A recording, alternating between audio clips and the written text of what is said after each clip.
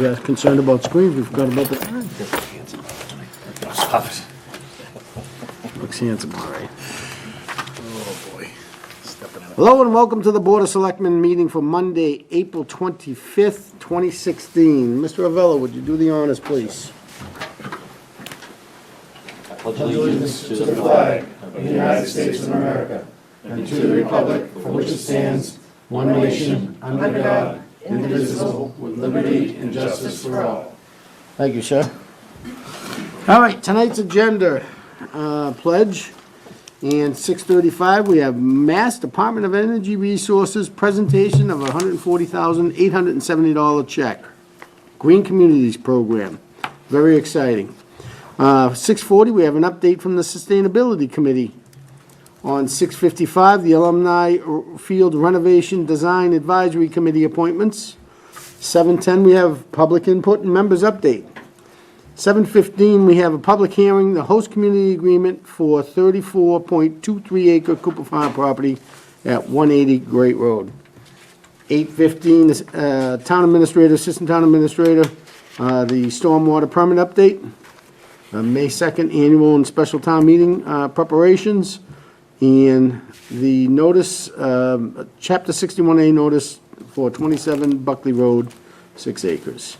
8:45 is other business, minutes approval. Mr. Bergman, mail? Mr. Chairman, a couple of items, both dealing with the, transportation and our Crosstown Connect Community Compact. First is the form of an agreement that was referenced in our Community Compact, which was brokered, if you will, facilitated by Mass DOT. And it's an agreement between the 5 Crosstown Connect towns, Acton, Boxborough, Littleton, Maynard, and Westford, and the 2 regional transit authorities that serve our 5 towns, based in Fitchburg and Lowell.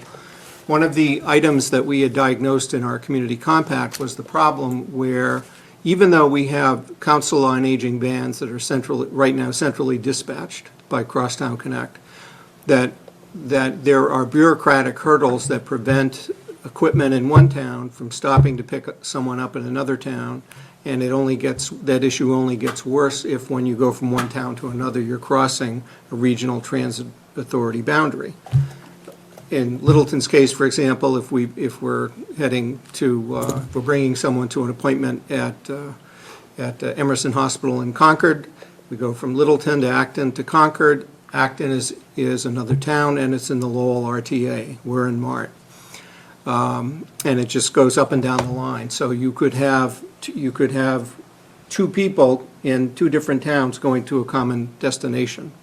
One of the things that we were hoping to be able to do was to sort of achieve some efficiencies by through the use of the central dispatch, to be able to pick up a fare in another town and bring them to the common destination. That would then free up a vehicle that could go somewhere else. And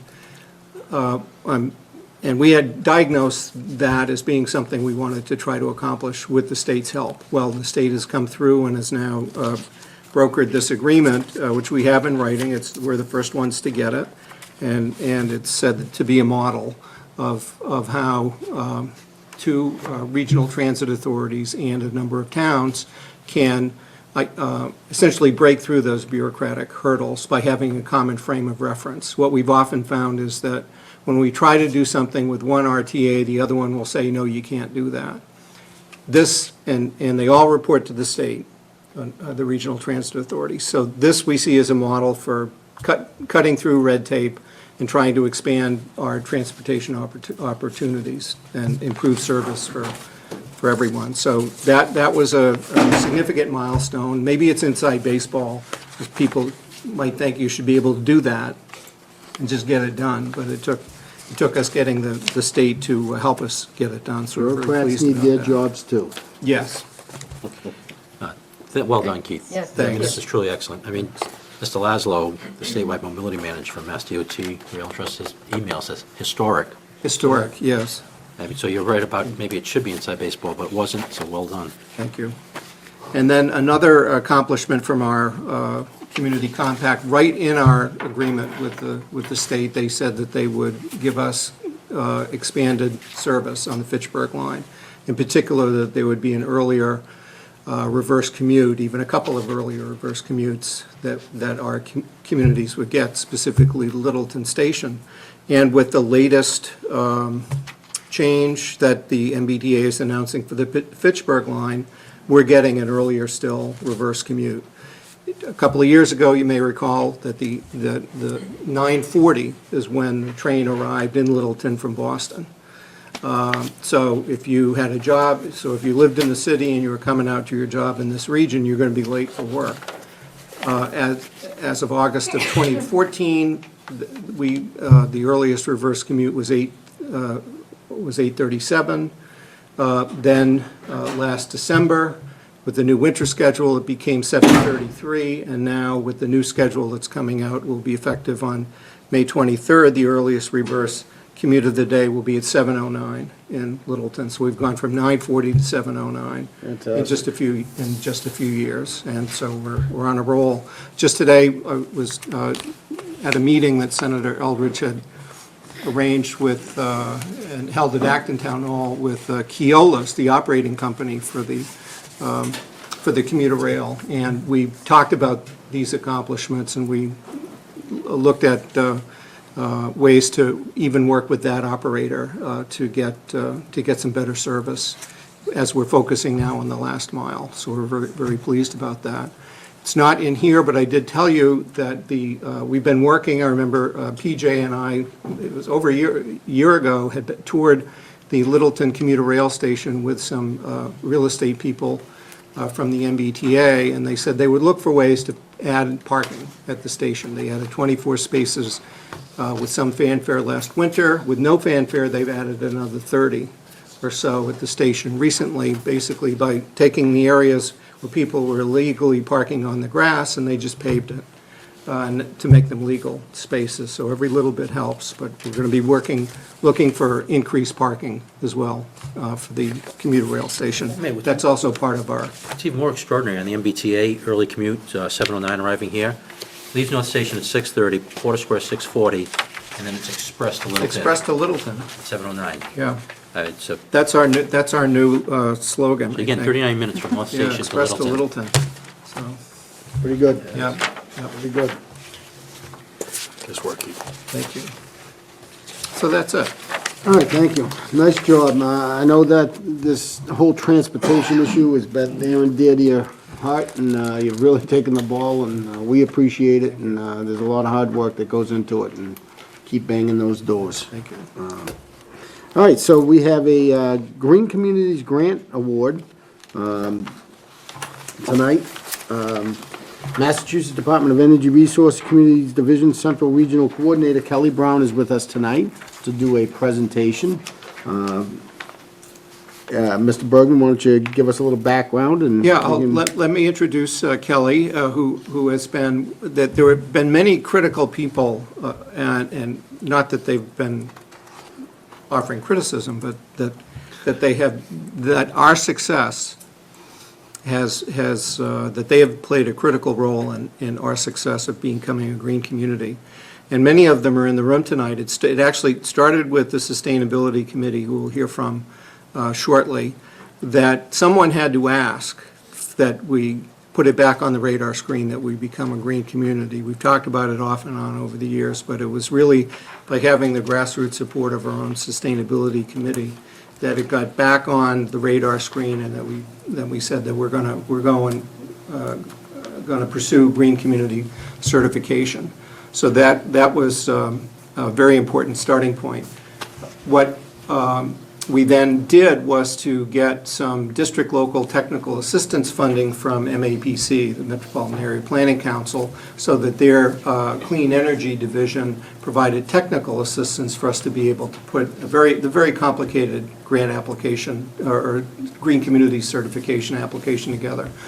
We also had a lot of help from within town government here, led by the Littleton Electric, Light, and Water departments. That Scott Edwards and Nick Lawler were absolutely vital in being able to bring everything together.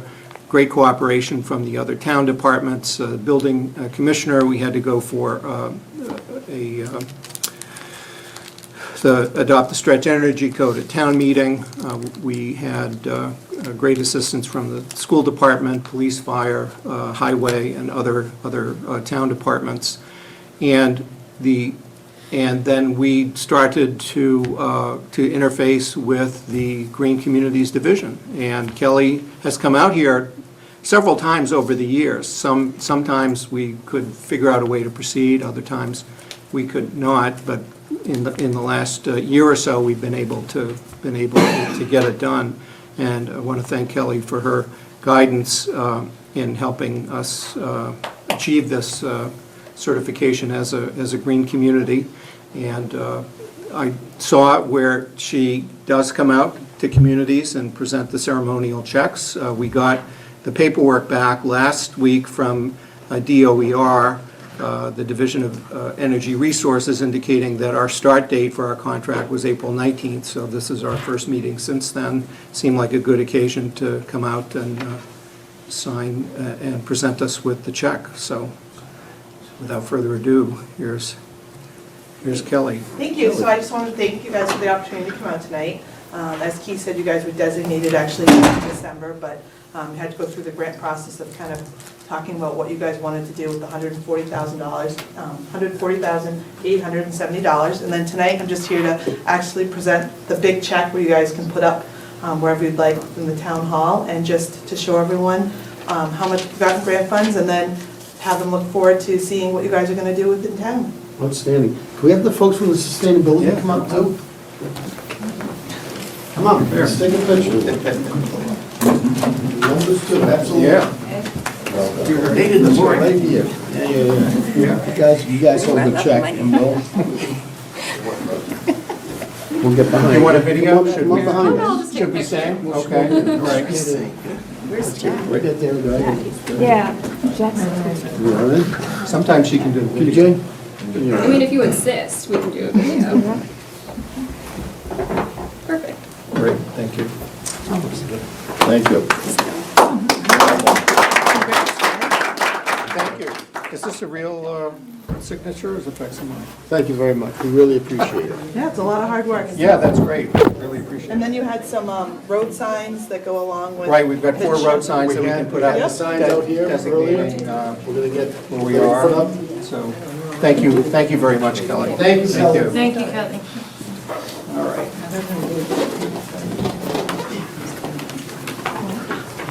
Just another accomplishment by all the hard work of the volunteers in the Sustainability Committee, you know, the Board of Selectmen, and all the other town departments. When we all work together, great things happen, so it's a great thing to have $140,000. Just so folks know, some of the things that, you know, the money's gonna go towards. LED streetlights, Shaker Lane School insulate some piping, Town Hall, a computer load management system. Middle school is getting some insulation done, along with the Houghton Memorial Building. Improve control for the heating and cooling at the Houghton Memorial Building. Let's see. Spec Pond Treatment Center is gonna perform some compressed leak air survey. So those are just a few things, but the big thing is, the biggest item is the streetlights, LED retrofits.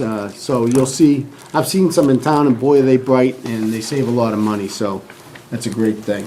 And that brings us into our next agenda item, the Sustainability Committee. We're gonna have an update on activities and accomplishments, so come on up, ladies, and let's hear what you guys have been working on.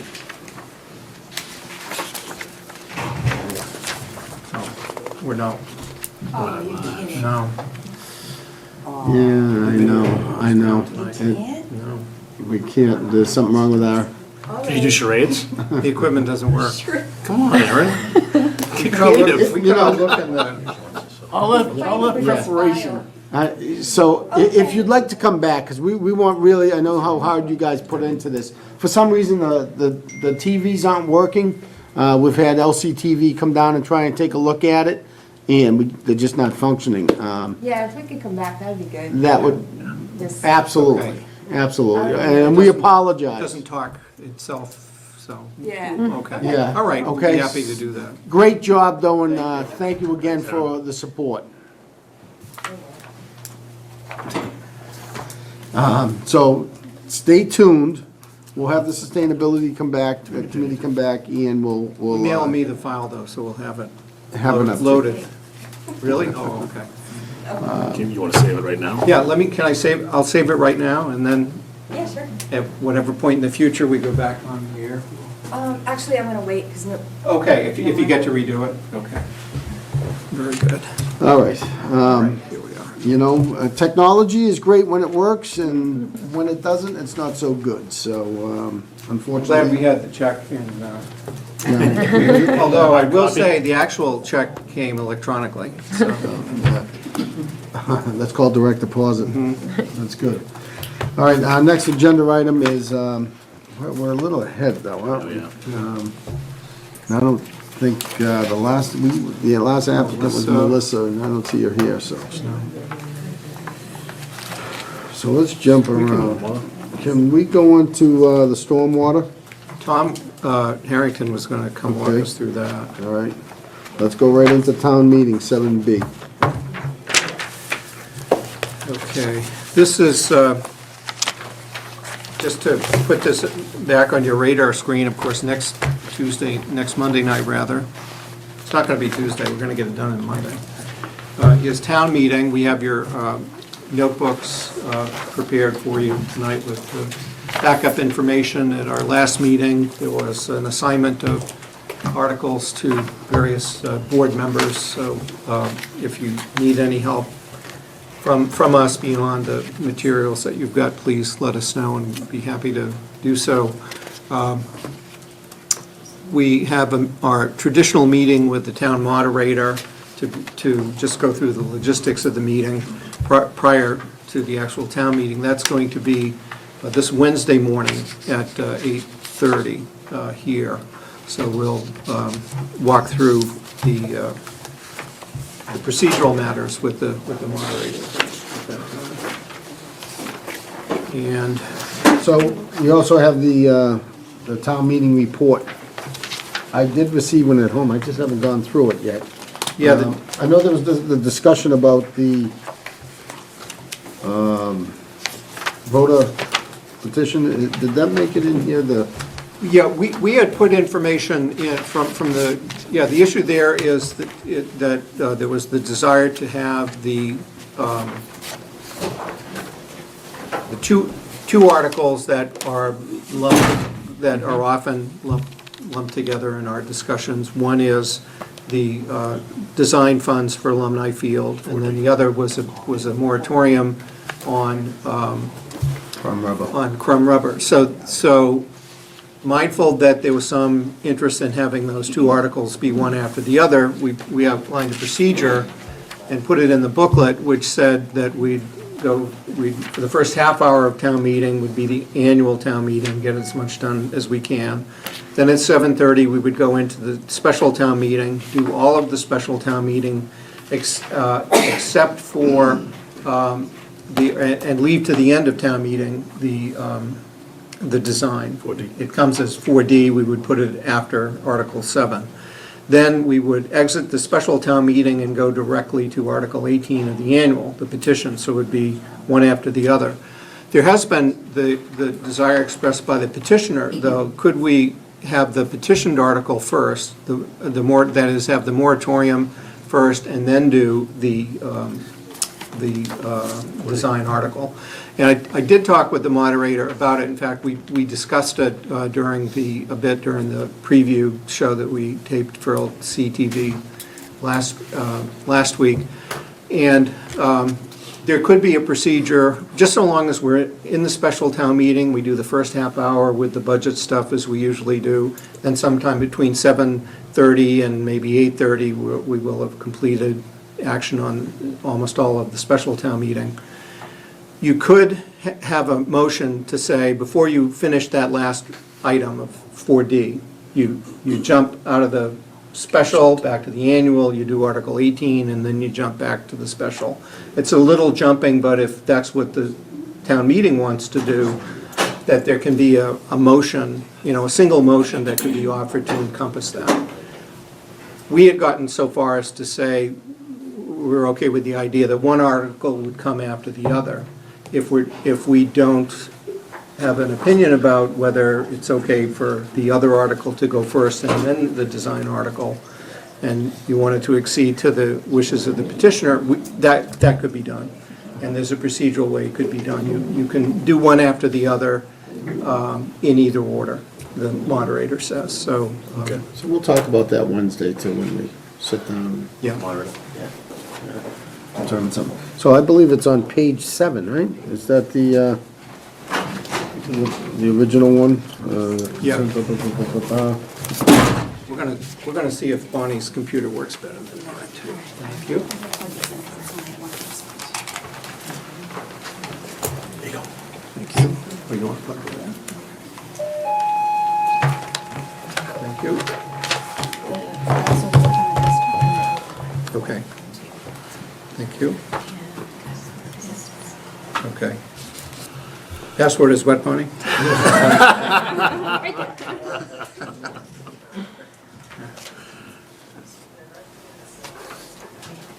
We got it on video.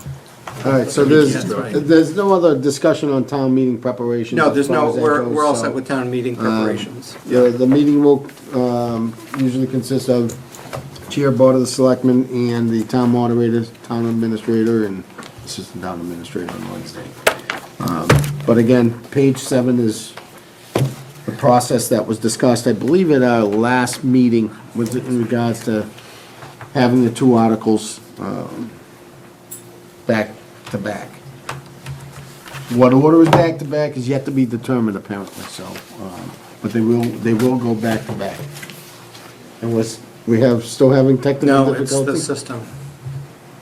It's not the computers. So,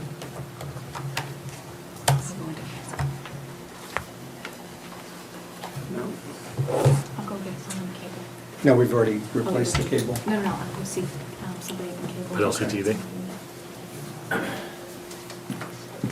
We pay the bill?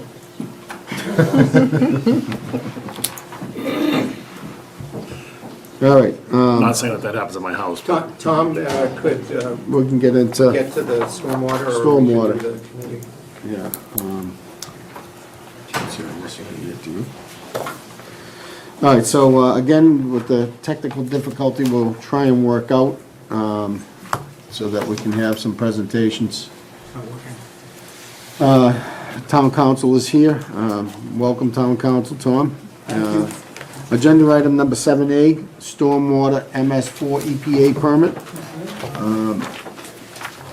The stormwater action plan update. So Tom, you want to give us a little update as to the good, the bad, and the ugly? Sure. So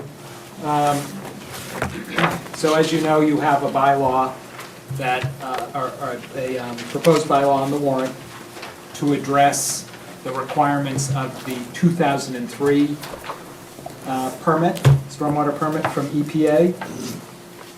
As we've discussed a number of times, we've been waiting for the new permit to come out. The new permit did come out, I believe, on April 4th. And frankly, it wasn't as bad as we thought it was going to be. So we think that we're pretty well served by the current version of the bylaw. We did, in conjunction with Ty and Bond, Emily Skirbo, our consultant on the matter, offer one amendment to it, which we think gives the town a little more flexibility in adopting the regulations it needs to adopt. And kind of the information around that is, so currently the DEP stormwater standards look like they're not in compliance with EPA's permit, and we don't know that DEP is going to make the necessary changes to come into compliance. We think they did it the right way to begin with, and they're not really enamored with EPA's version.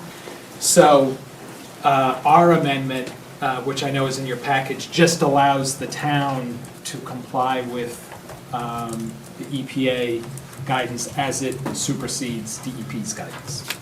So would we be in trouble with DEP, No. even though we're in No, compliance because with they EPA? signed, no, they signed the permit. Okay. They're okay. I think they don't want to be drafting any new regulations right now. Okay. And I think they like the position of saying to the towns, we thought we did it the right way, we don't love the way EPA did it, but it's EPA, so we're not gonna stand in their way. Okay. So they sign off on our permits, we're good to go.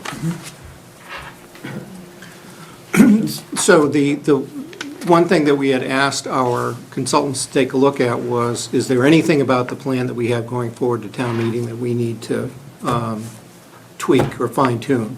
And the one change, as Tom has mentioned, is the motion that would come under Article 21, one of the two bylaws. We're still going after the $100,000 fund from Clean Lakes. What is helpful is that the year one essentially becomes a year from now, but a year from now, the deadline of a year from now, we've got an awful lot of work to do to comply. Year one was the year when the work was loaded most heavily, and the concern that had been expressed by Emily and the team before is that if we had 100,000 in year one, 100,000 year two, 100,000 year three, which is what we're proposing from the Clean Lakes Fund, that year one was actually more than significantly more than $100,000. So that hasn't changed, but what would change is we'd have this year's money and next year's money to be able to have it in place for when we do year one.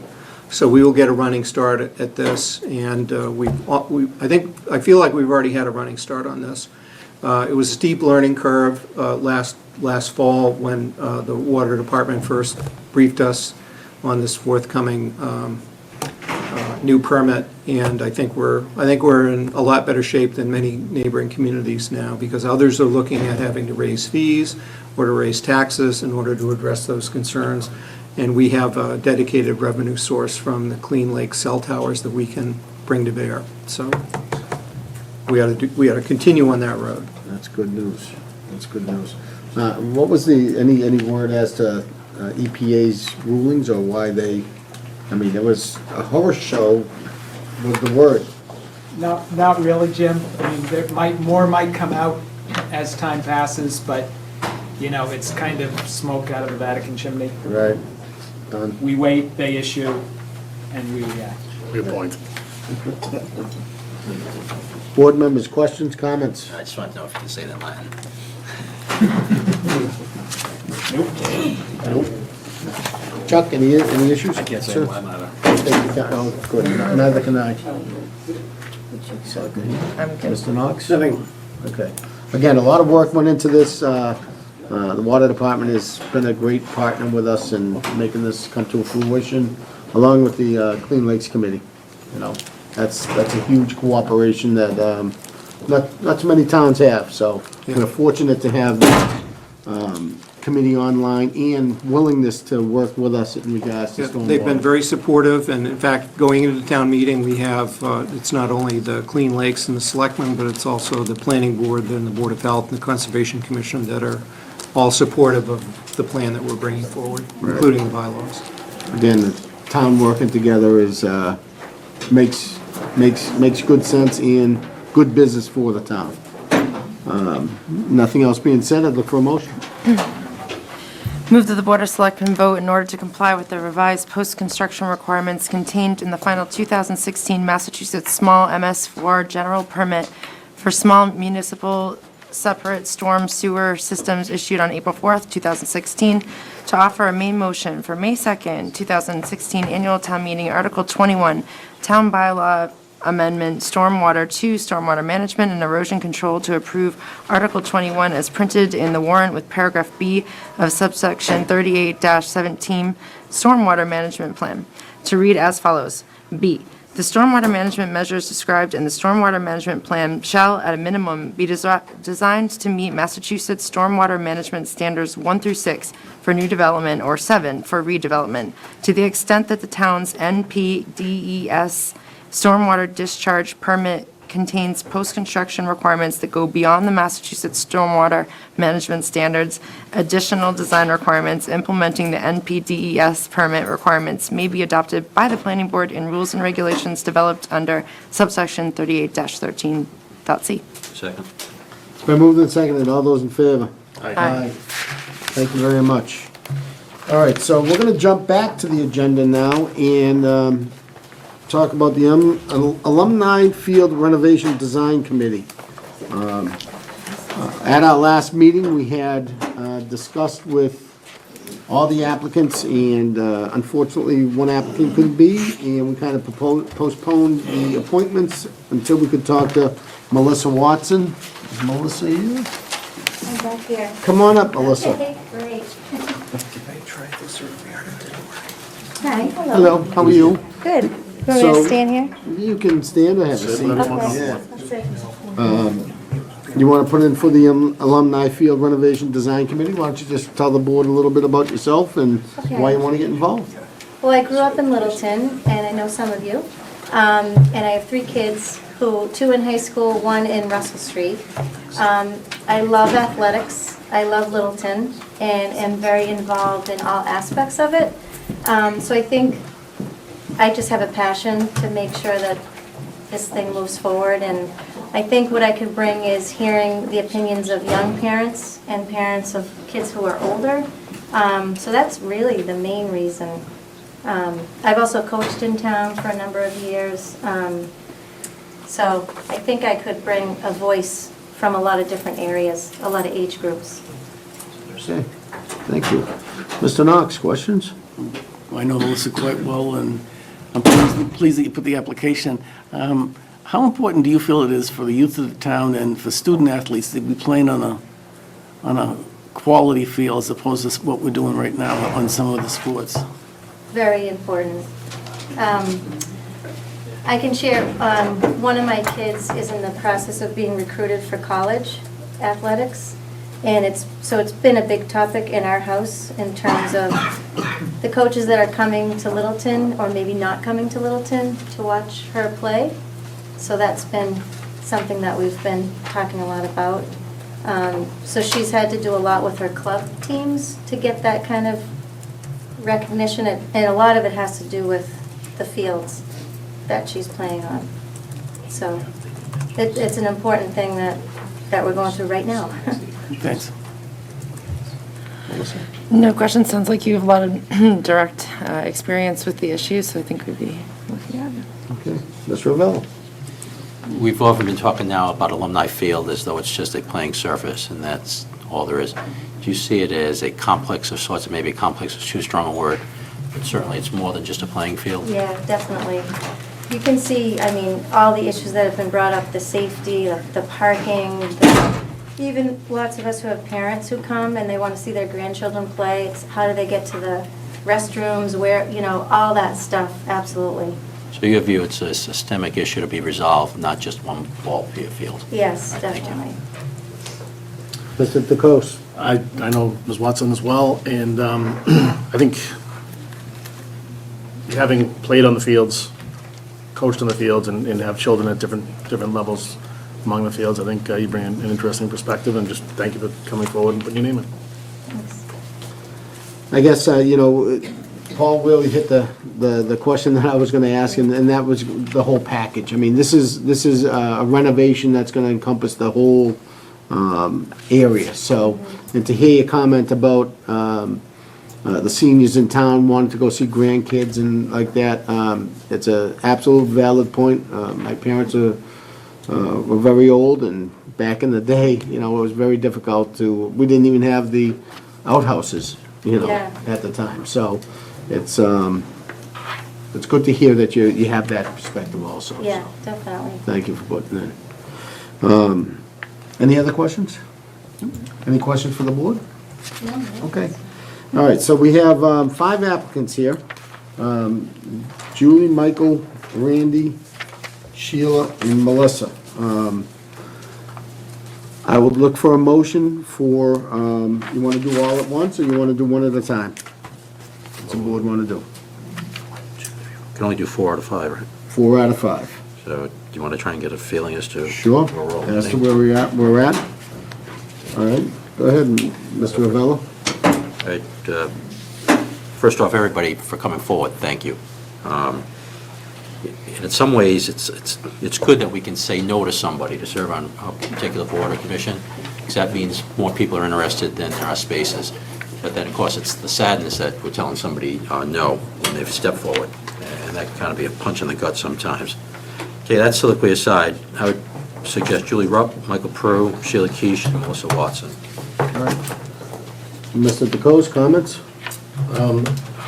Echo what PJ said. That's- What was that order again? I didn't, Say again, Joe? what was your? Oh, I went Julie Rupp, Michael Prue, Sheila Kish, Melissa Watson. I just echo what Mr. Vella said as far as, appreciate everybody coming forward. And looking forward to working with whomever it is that is appointed, and I concur with his recommended appointees. Okay. Ms. Hebert, comments? Nope, I agree. Okay. Mr. Knox? I'll sit with those. Okay. You said no. All right. Again, to have volunteers step forward and on any committee in town is fantastic. I know that it's a lot of time, it's a time commitment, and with families, with young families, it's very difficult to get out, and we appreciate that because it makes everybody's input mean a lot more. That being said, I agree with Mr. Avella's assessment on the 4 appointments. That being said, I'd look for a motion. Move that the Board of Selectmen vote to appoint Julie Rupp, Michael Prue, Sheila Kish, Melissa Watson to indefinite terms as citizen-at-large members of the Alumni Field Renovation Design Advisory Committee. Second. Been moved and seconded, all those in favor? Aye. Thank you very much. Look forward to your input and the committee's response. Thank you. See if you can get Bob Kraft to help out. Yeah, that'd be nice. So there are 2 vacancies still, PMBC and school committee. Have we heard from, Mr. Fontanello was appointed to the school committee. oh, okay. How about PMBC? Anybody, I'll reach out to them. okay, great. And that would complete the appointment. And again, if town meeting says no on the money, we dissolve this committee because there will be no renovation. So, stay tuned. May 6th is coming, May 6th, May 4th. Excuse me, before we jump off that, Yeah, go ahead. do we have to vote on who the other appointees are? No. No. You only appoint the at-large. Each of the committees appoints their own. Okay. Just had the form. The May 2nd town meeting. Bouncing all around there. Calendar in my head there. All right, May 2nd town meeting will determine whether or not this committee even moves forward. So, thank you again. Have a good night. Thank you. Thank you. Thanks. Thank you. All right, we have a 7:10 public hearing. No, Is it ready? 7:15. 7:15, I'm sorry. Public input, do we have any public input tonight? Yes, Chief. Mayor, I'd just like to acknowledge the Selectmen of Ellis. This is actually the last official meeting before town meeting and the election. And I'd just like to acknowledge your service not only to our country, to the public. You've been to the school committee, selectmen, and I, for one, have, liked your counsel and look forward to it in the future, even though you won't be a sitting selectman at that time. I just want to say thank you.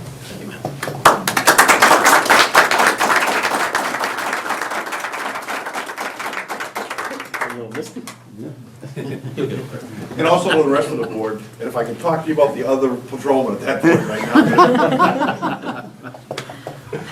now. Any other public input? Seeing, we're having a public hearing, if you have something to say during public input, you're more than welcome. Yeah, we do.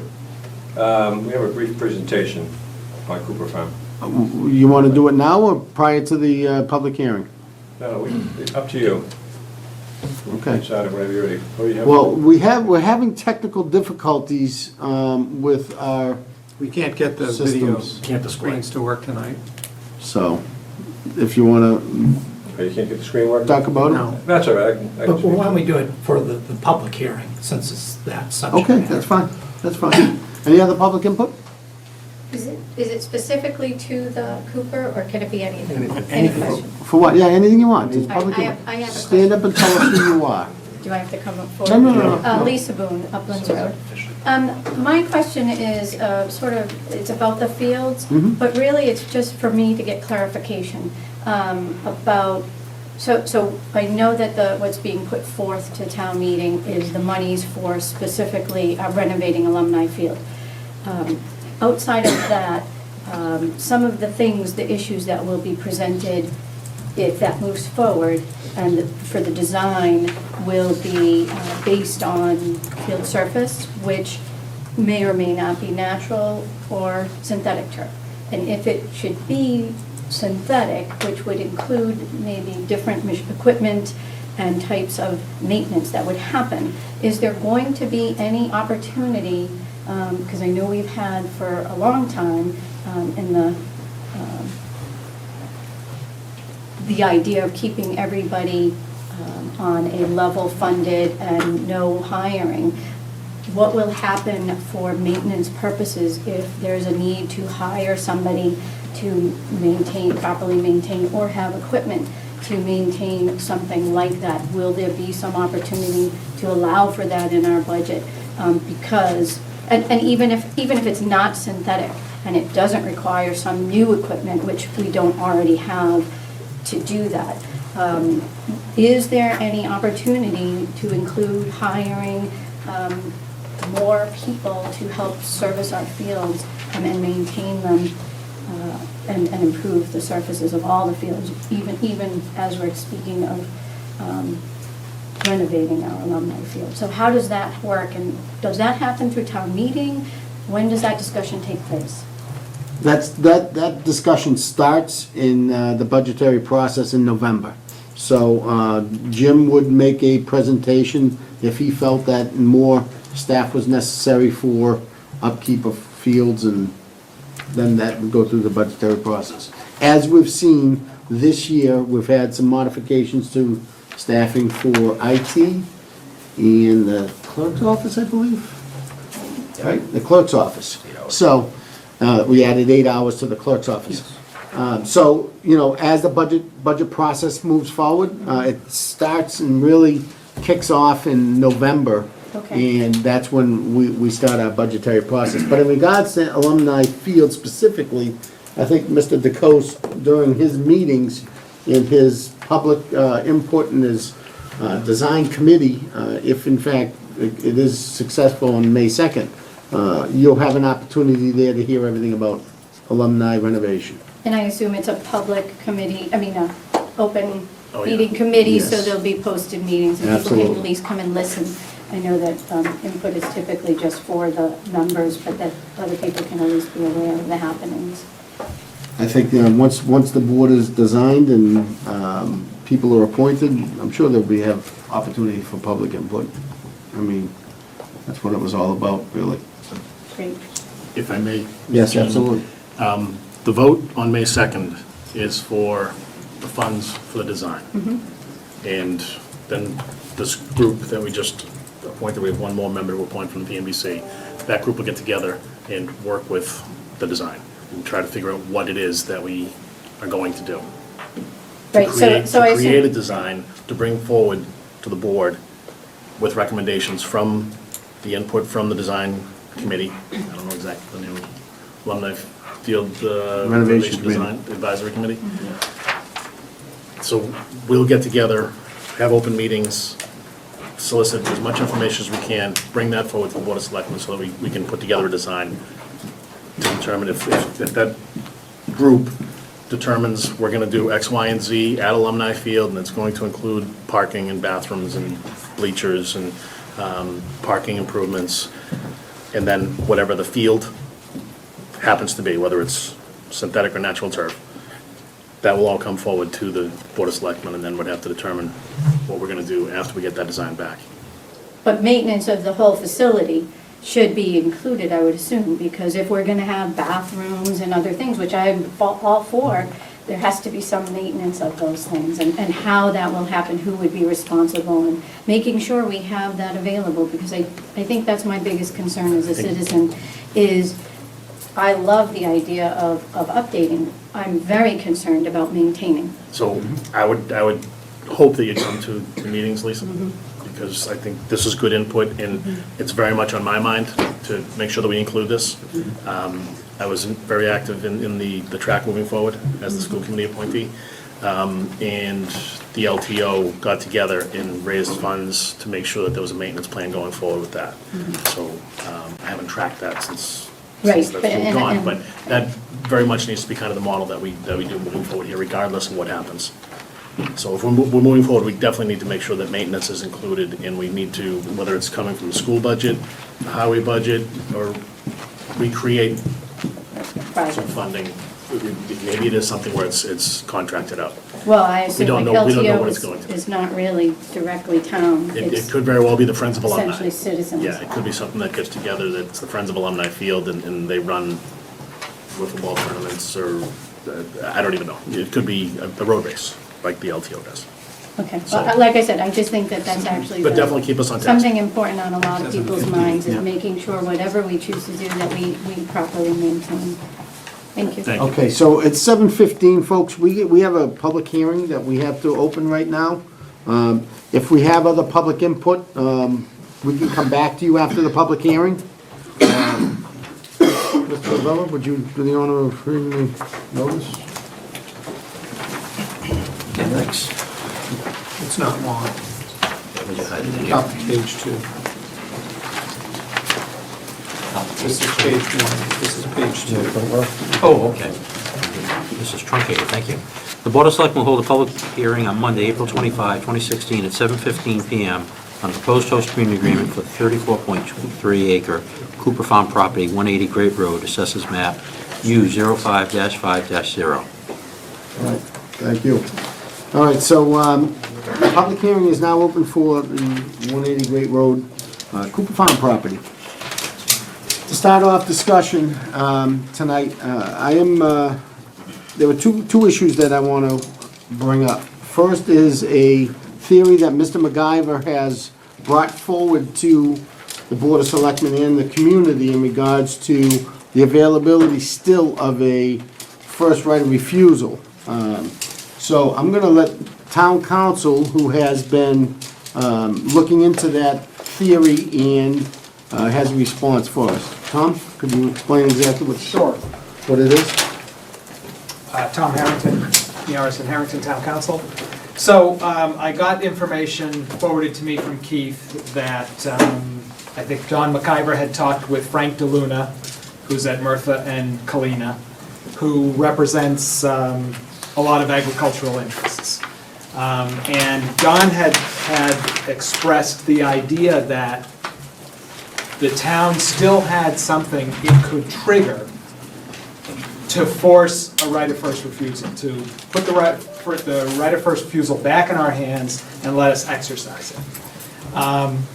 So I was as anxious as anyone to find out what that was, and I've dealt with Frank before, very nice guy and a very capable attorney, by the way.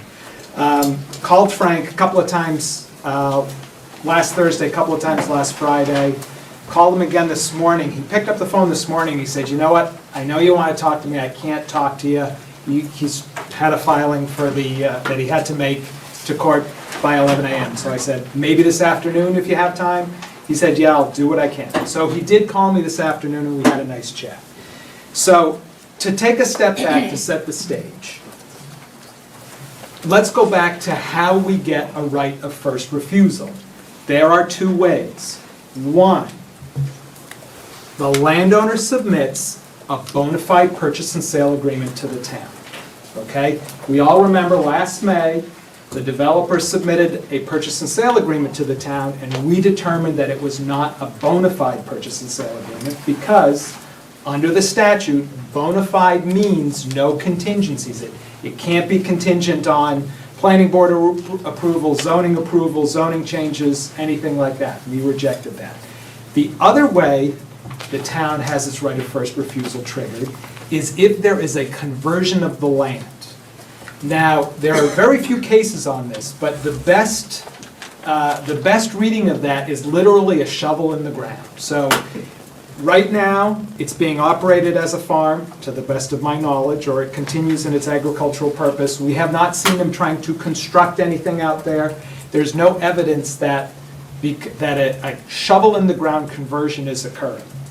That said, it's clear that the fields are going to develop this property as a residential use. That doesn't matter.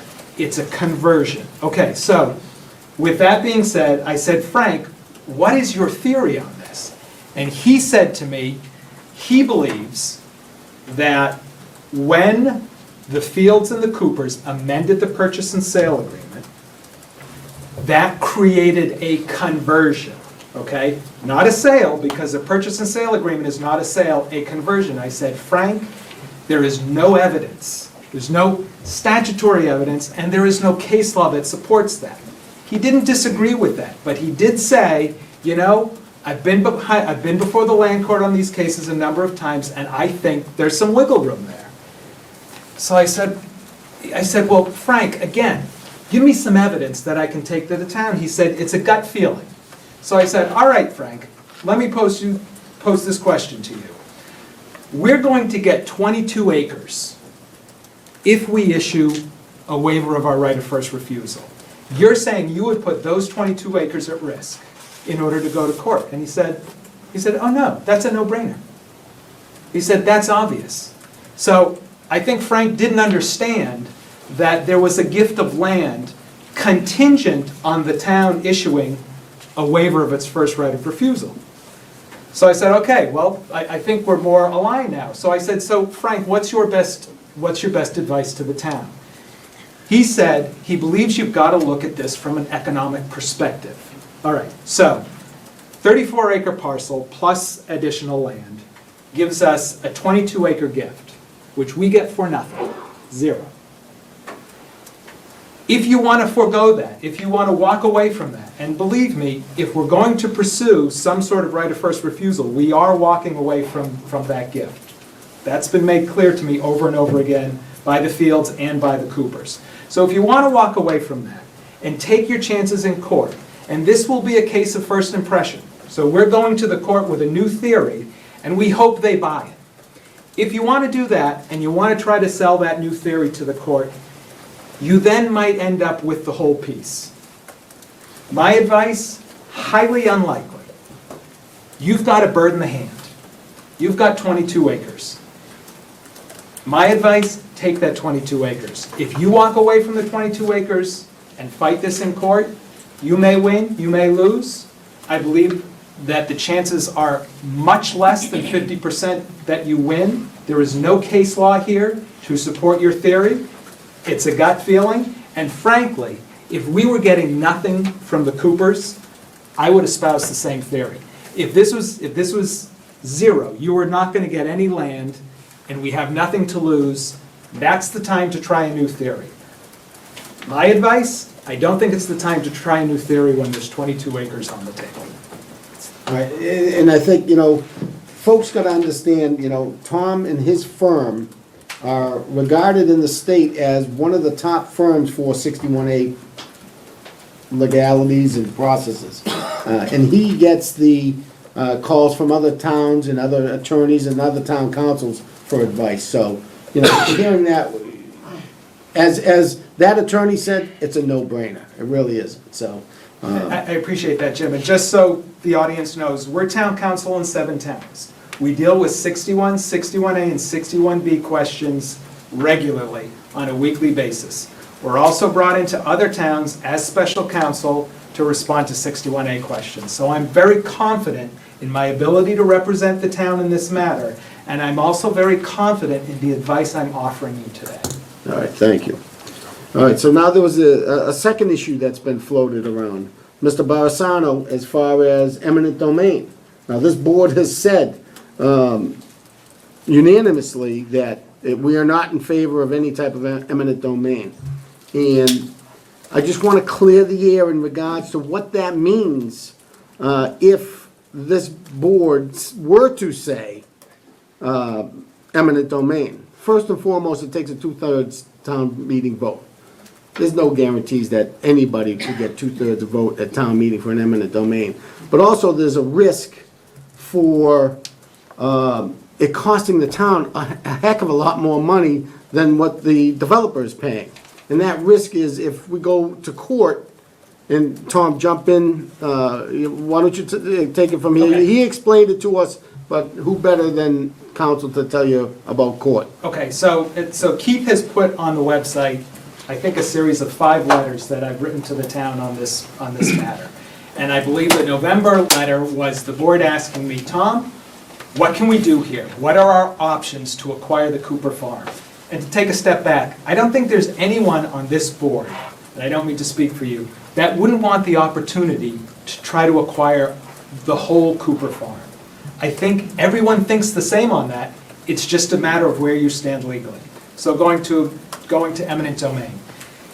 I believe the town has the right to acquire this property by eminent domain. When you take something by eminent domain, you need to demonstrate to the court that that it's not for a bad purpose, it's a good purpose. You're not using it to block a 40B, you're using it because it's something that the town needs. I believe this property is mentioned in our open space plan. I think that's good evidence that we would survive a challenge to the eminent domain taking. Okay, that said, so I've been doing town council work for 26 years. I have never done an eminent domain taking in any town that was not supported by the landowner. That's considered a hostile taking, okay? This town has never put forward a hostile taking. So, the idea of putting forward a hostile taking now, 1, you're going to put your 22 acres at risk. Those are coming off the table. So now you need to go to town meeting, get your 2/3 vote. You all know better than I whether or not you get it, so I leave that decision to you, but I know this board doesn't support it.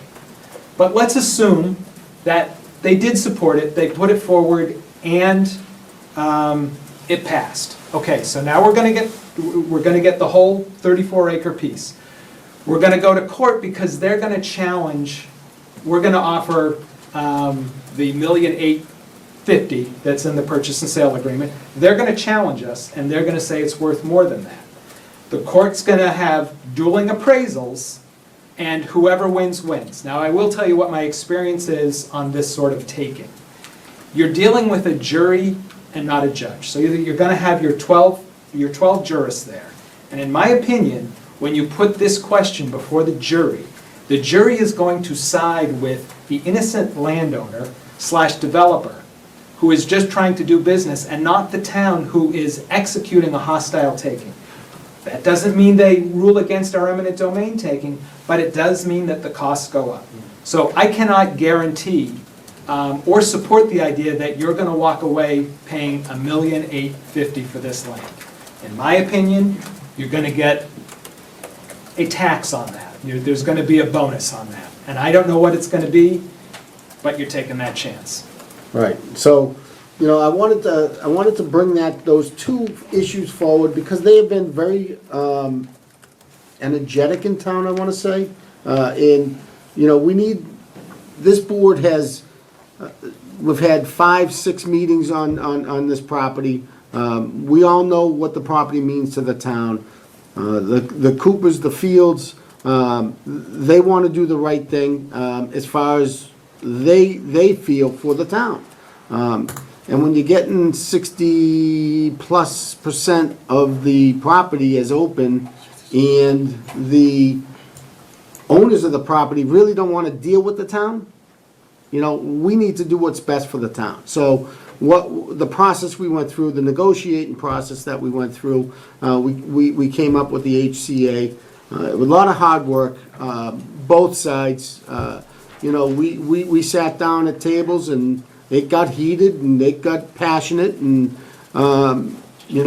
cooler heads prevailed, and we think we put the best for the town and the HCA. So I think that not everybody's gonna be happy, and that's the way it is. I mean, we need to do what we think is best for the town and get the most for the town. So, and I think the HCA does that for the town.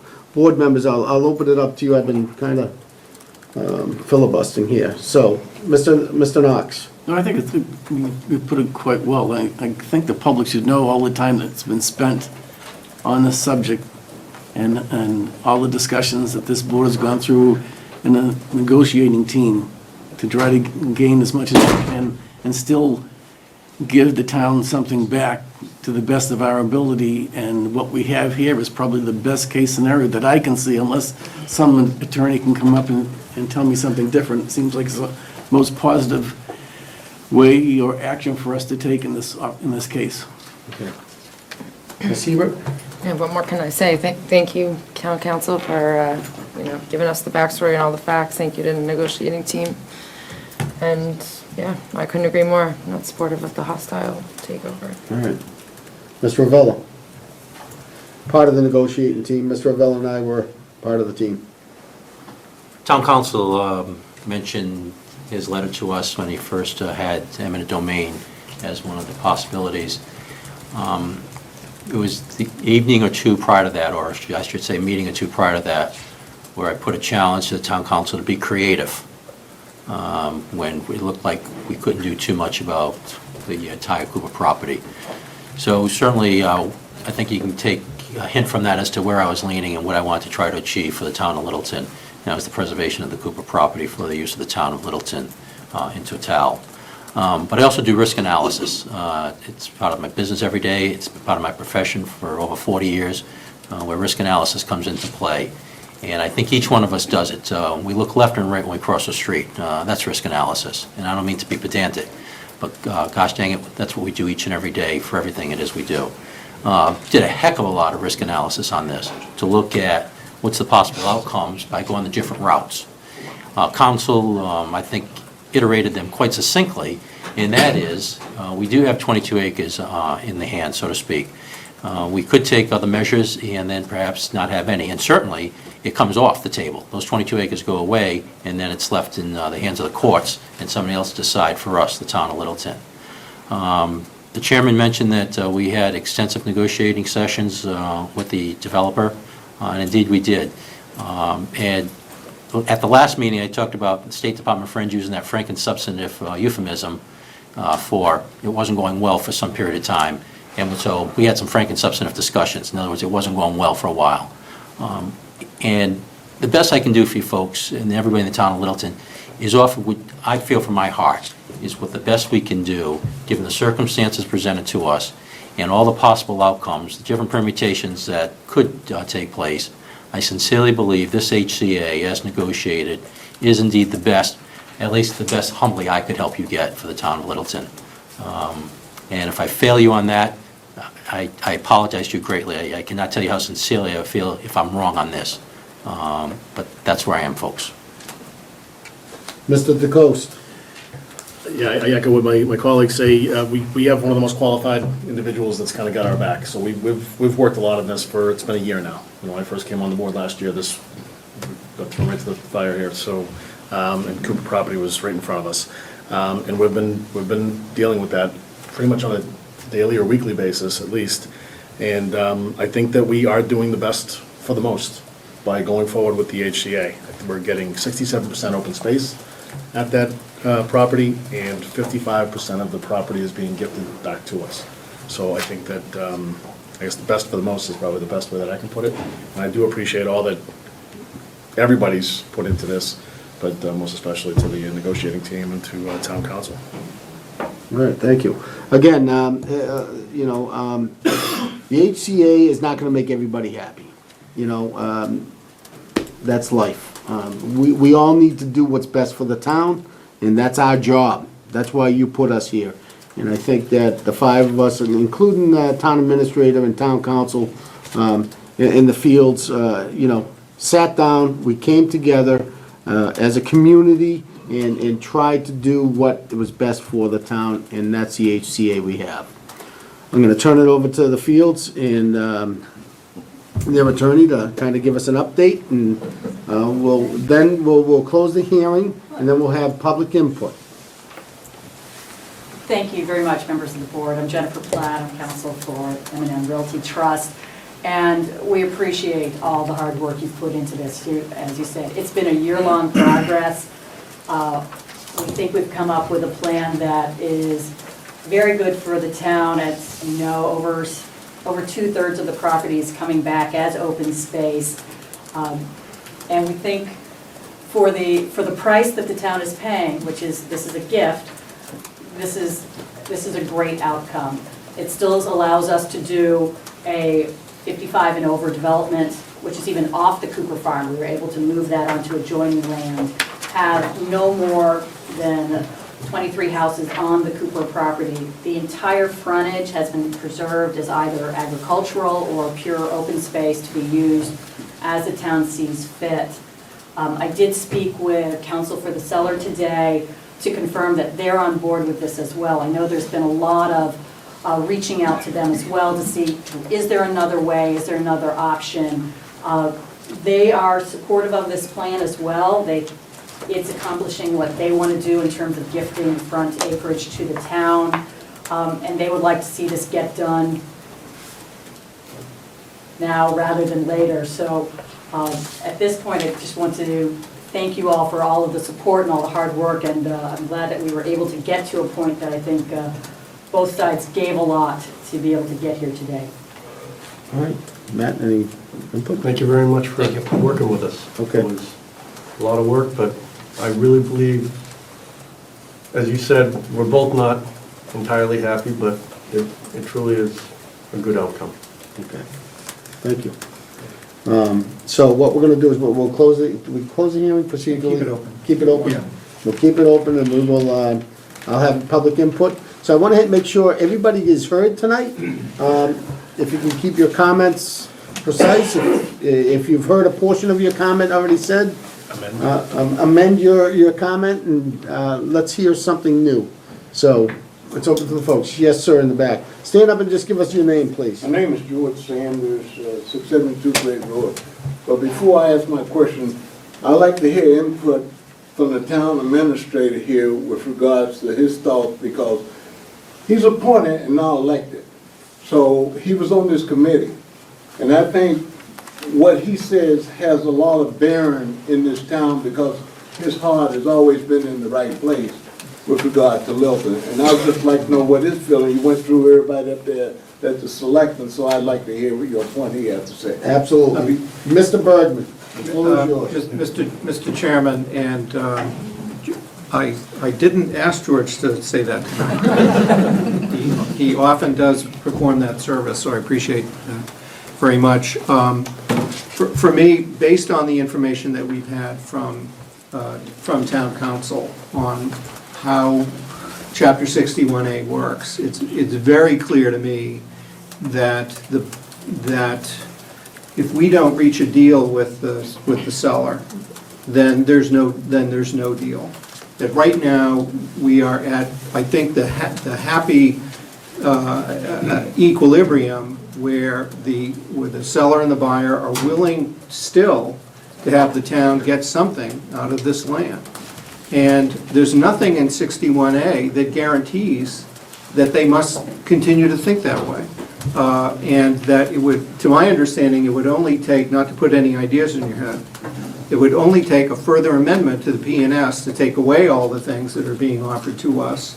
And we don't, and then we suddenly wouldn't have those anymore. The 9 acres up front, which is provided to the town in the current P&S agreement, as it's been amended, it could be amended again to take that away. And the town would not be a party to that act. So what the town has, and the only thing that the town can offer is time. That the benefit that the town gets of the land comes from the town giving up the one remaining thing it has, and that is the requirement that that they wait until the 61A is expired a year from July. So for the not waiting, we get all of that land that you see in green. If we wait, we don't get it. So at that point, to me, that's a no-brainer at that point. So. Thank you, Mr. Bergman. Yes, Mr. Sanders, back to you. Thank you, Mr. Bergman. First question is, how much attorney fee has been spent on this Cooper Farm endeavor? How much does the town have paid? I don't have it with, I'll get you a number. Still ticking right now. And the meter's running. It's been a lot, it's been a lot, but we spent all last summer on Cooper Farm, so it's been many, many hours because the circumstances have demanded. It's taken up a lot of our time. It's not on the Cooper Farm, it's the freedom that the fields have. They have freedom in this country. We all have freedom in this country. Well, thank God that we're in a country that we have freedom. Taking stuff by domain is the wrong way to do it. And you're gonna cost the town to spend a lot of money.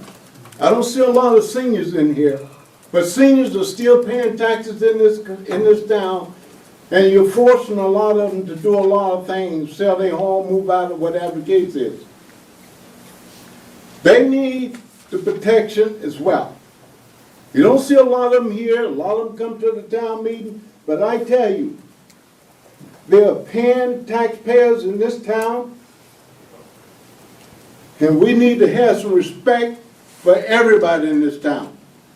Just because there are a few that want to take land, this town has a lot of land as it is already. Over $10 million worth of land value. There's something like about 600 and some 100 acres of land that is in conservation already. The bird in the hand is worth two in the bushes. Like Mr. Bergman said, if you keep getting greedy here, he didn't use that word, but I'm going to use it, and this thing goes away and they sit at the town, who loses? The town of Littleton. As far as this Cooper Farm go,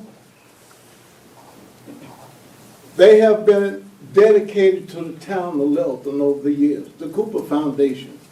They put a lot of money in this town. And for us that want to fight them because they have their property and they want to sell it, it is wrong of us to want to try to take something that ain't ours.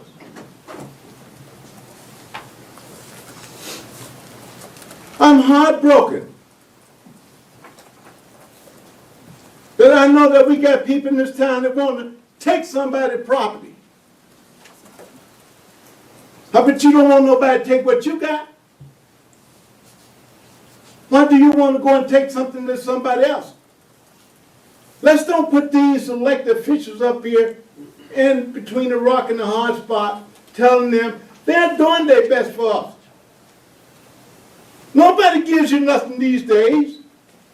They're giving you this land for absolutely nothing. And you still ain't satisfied. You want more. Remind me of the saying that they asked Rockefeller what would make him happy. He said just a little bit more. Meaning a little bit more money. You want just a little bit more land. Like all of it. I tell you that the selectmen should pass this deal, give these people the opportunity to go forth and do what they need to do, and reserve to the fact of being satisfied with getting something for nothing. Thank you. Thank you. Yes, sir. Bartlett Harvey, Mill Road. I just want the town council to clarify one issue that I apologize, I didn't quite understand. It was at what point did there's a change of use or a conversion, I'm not quite sure, that our right of first refusal didn't happen at the second purchase and sale. I'm a little confused on that. Could you just elaborate a little bit? So you want me to elaborate on why our right of first refusal didn't happen? Yeah, because you said that there was a change of use, or Yeah, I said that, okay, so, that was what confused me. the okay, change of there use. wasn't a change of use. Okay, so our right of first refusal is triggered if the owner of the property comes forward to the town and gives them a purchase and sale agreement. Right. Okay, then we have 2 time periods, 30 days to decide if that purchase and sale agreement is a bona fide purchase and sale agreement. Assuming it is, we have 120 days to act on our right of first refusal, okay? When we received that purchase and sale agreement, it was not a bona fide purchase and sale agreement, so we rejected it, Right. as we are instructed to do by the statute. Right. Spring forward ahead to November. They didn't send us the purchase and sale agreement. They didn't submit it with a notice. We actually had to bargain to get it out of them because they wanted to work on an HCA. And we said, we're not going to talk to you about any agreement until we know whether or not you amended the purchase and sale agreement. So we bargained it out. That purchase and sale agreement changes the date of closing from late September 2016 to July 5th, 2017. They withdrew the land from Chapter 61 in October of 2015. When you withdraw land from the chapter program, right? It's still in chapter till the end of that fiscal year. So that would be this July 1st. Then you have a year's waiting period. They can't sell it without our permission during that extra year's waiting period. But they were willing to wait us out. And Mr. Chairman, could I just have 1 minute to talk about our strategy? Sure. Just so everyone knows. And I'm not casting aspersions at the Fields at all. You guys have been solid negotiating partners, and I appreciate what you're doing for the town. But so you know, that this board did want to do anything it could to acquire the Cooper property. Here was the strategy. When we got the purchase and sale agreement, we knew their closing date was in September of 2016. We knew that our first right of refusal went on to July 1st, 2017. We rejected their notice.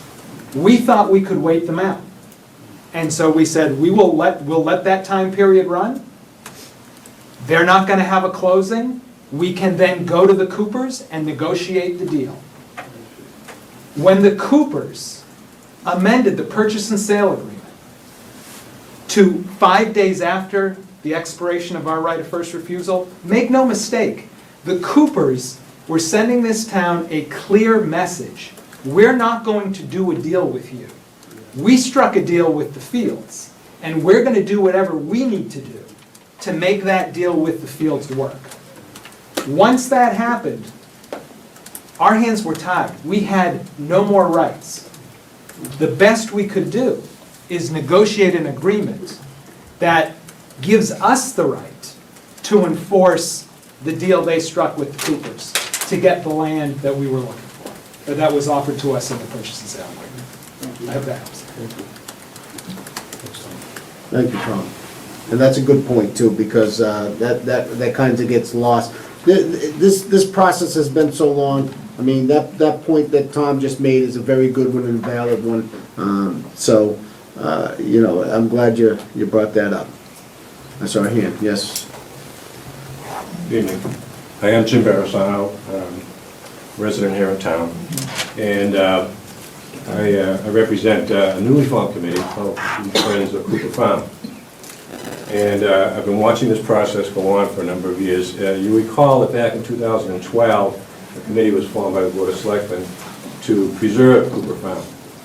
And 2 members of the board were on it. If I recall correctly, Jim Carr and Joe Knox voted for it. They were not on the committee, but they voted in favor of forming that committee. And as we've all discussed, it was basically there to preserve the 33-plus acres of the farm for farming in the community, something that Vint Cooper would have wanted. Vint and I go way back. My mother-in-law and father-in-law lived in the house for many years. My ex-wife was born there. My daughter spent many years there. I picked corn with Vint, picked apples and split wood. He was a great guy. And as you know, he was very generous to the community. You'd never guess that he was the multimillionaire that he was. Except that he would occasionally go down to Florida in his bare feet. I'm surprised to let him on the plane to visit his land down there.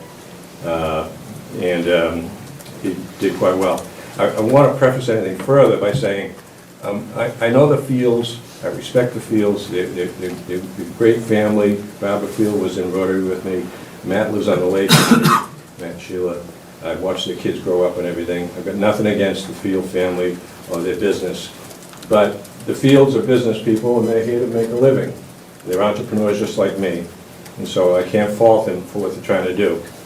But what I see here is that we're talking about a piece of property that should belong to the community and not to a developer. It should belong to the people who have seen that land as a farm for, well, for me anyway, about 60 years. But instead, what we're talking about is as if the Fields own this property and they're giving us back a little piece of it, doing us a favor. It's like they got the pie and now they're going to give us a little piece of our pie. Well, guess what? That farm should really be the community's farm. It doesn't belong to the Fields, doesn't belong to me. It belongs to the Cooper Family Trust. And Tom was right in saying that if we offered the same amount, the 1.85, they would probably turn it down. But the fact of the matter is, it was appraised at 1.95.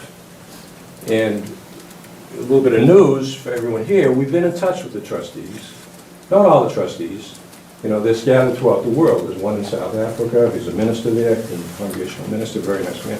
Another woman, she's a doctor, she teaches. These are all nice people. And what would you say if someone said, look, I'll give you another $100,000 and you can keep the property in farming and keep it in the community where it belongs? I think if I was one of the trustees, I'd probably say, that sounds great. Now, they're under a purchase and sale. They can't say a lot. All they can say is that they're open to hearing the story. But if the town surrenders the property to the Fields, then it's basically a done deal. If the town says, look, a friendly, eminent domain makes sense, if we can bring them to the table, then why not? They've done it, they did it 3 other times. And in fact, Jim and Joe both voted in favor of the Cobb eminent domain, the Yap eminent domain, and the Church Meadows eminent domain. That was only over the last 6 or 8 years. And Frostwood. Yeah, so there were a bunch of them. So it happens all the time. All you have to do, they call it a taking, but it's really not a taking, it's a purchase. And if you pay them a number that makes them smile, they're gonna do the deal. The town has not pursued that. They have not said, look, we'll give you an extra $100,000 and plus some expenses. At least I have not heard that. We'll let him finish. Go ahead, you can finish. Okay, let me finish. Tom mentioned 1.85, there was no mention of 1.95. The other thing is that how many people here have actually looked at the HCA, which has been posted for about 3 days? Okay, we've got a couple. Okay. How many here are in favor of preserving the Cooper Farm? Okay. We all are. Yeah, Mr. Barasano. Now, stay on point. You're concerned about the 2/3 majority. So there's, what I know is that everybody on the board said they wanted to preserve the Cooper Farm. A goodly portion of the community wants to preserve the Cooper Farm. Why would there be any doubt that when we went to town meeting, we wouldn't get a strong vote?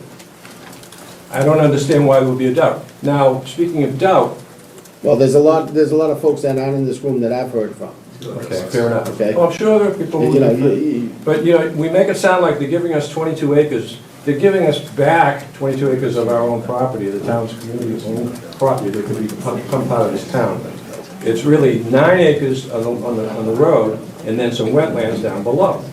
So the perception that they're gifting us something, I don't agree with. There's also, if you haven't seen the HCA, there's also a $70 write-off with their property over on Goldsmith Street, $70,000 write-off with their property on Goldsmith Street, which has not been mentioned. So there's a lot, and I know that the town's trying to do their best, the Board of Selectmen is trying to do their best, but there's a lot that's gone on that we as a community have not been aware of. And we would only be aware of it if there was sufficient time, other than a half hour or so, to speak here at the Board of Selectmen's meeting. So that's my concern, that's my worry. I don't think it's fair that the town has not been heard adequately, that it was not, if it was brought to the town meeting or a special town meeting, and the people said, look, we don't want anything, we'll take the 22 acres, that's a wonderful thing, I'll live with that. I understand that. I'll still be a friend of Cooper Farm. And there's 9 acres out on the main road, perhaps. But otherwise, the fact of the matter is that they bring this hearing to us tonight basically as a done deal. They will probably want to sign that HCA tonight after no one's really had a chance to read it or study it or learn about it.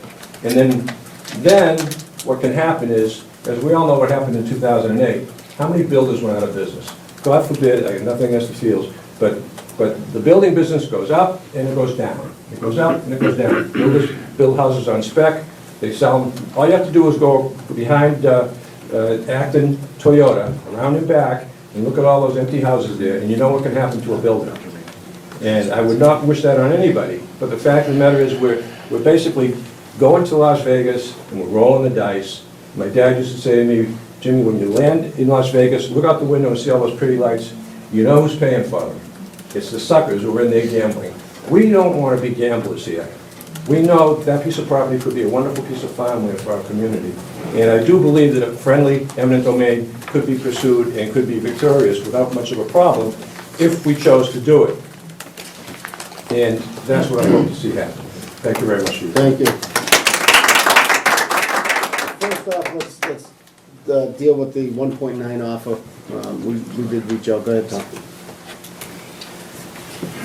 Okay, so wanted to address a couple of points. So first, we did offer $1,995,000 to the Fields, and we offered it to the Coopers. And both parties rejected our offer. So that offer has been made. I was told in no uncertain terms by the Coopers Council that they are not entertaining offers, that they have a deal with the Fields. Second point, these people have a contractual right to the Cooper Farm property, and the Coopers gave that to them. So the Coopers, Vin Cooper may have had a certain vision, but his trustees didn't follow it because these people have a contractual right to that property.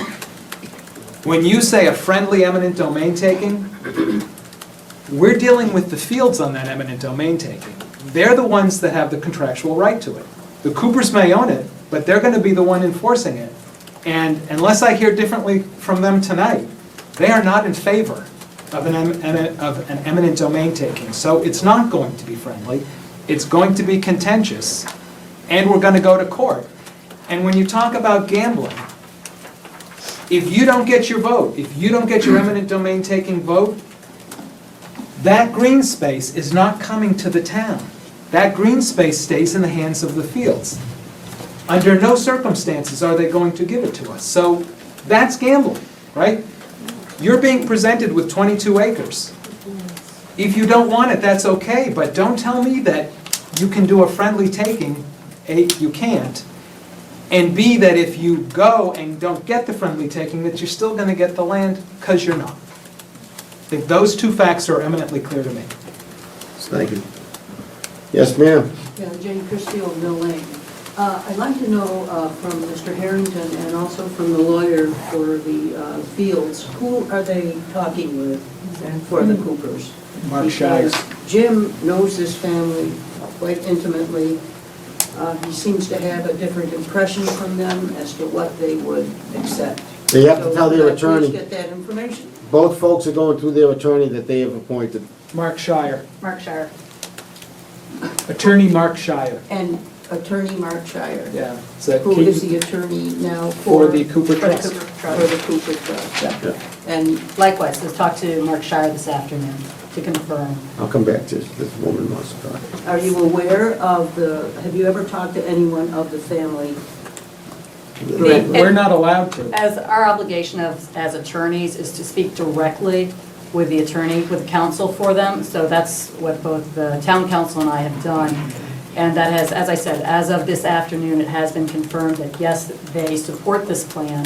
And they'd like it to, it has been going on for a year. So any thought that this is a quick turnaround, I would have to disagree with that. And I think at this point, people are hoping that we can get something done and not lose this project. Yes, ma'am. I'm Joanne Deary from Harwood Avenue, and I just want to say that this piece of property has been on the town's radar for more than 20 years as a parcel that was planned to be preserved. And I'm so disappointed if we can't succeed in that. And if the property already, is contractually obligated to the developer, then I don't see why we have to waive our first right of refusal. We must already have lost it. But if we still do have a first right of refusal, I think that we shouldn't waive it tonight until we've investigated these other avenues that have appeared, because once this land is developed, it's not going to come back. It's prime agricultural land. It's land that hundreds of people signed a petition to preserve it. 60 or more wrote letters saying they wanted to preserve it. The citizens are behind preserving this land. And I just think we shouldn't give it away a year before the deadline without, and I know that you've done a ton of work looking into it, but I just am not done looking at it. Thank you. I'm going to address that one. Sure. So we don't have a right of first refusal. If we did, we'd exercise it. So then what are we talking about? They are asking us to waive our right of first refusal. Oh, so we do have a right of first Nope. refusal.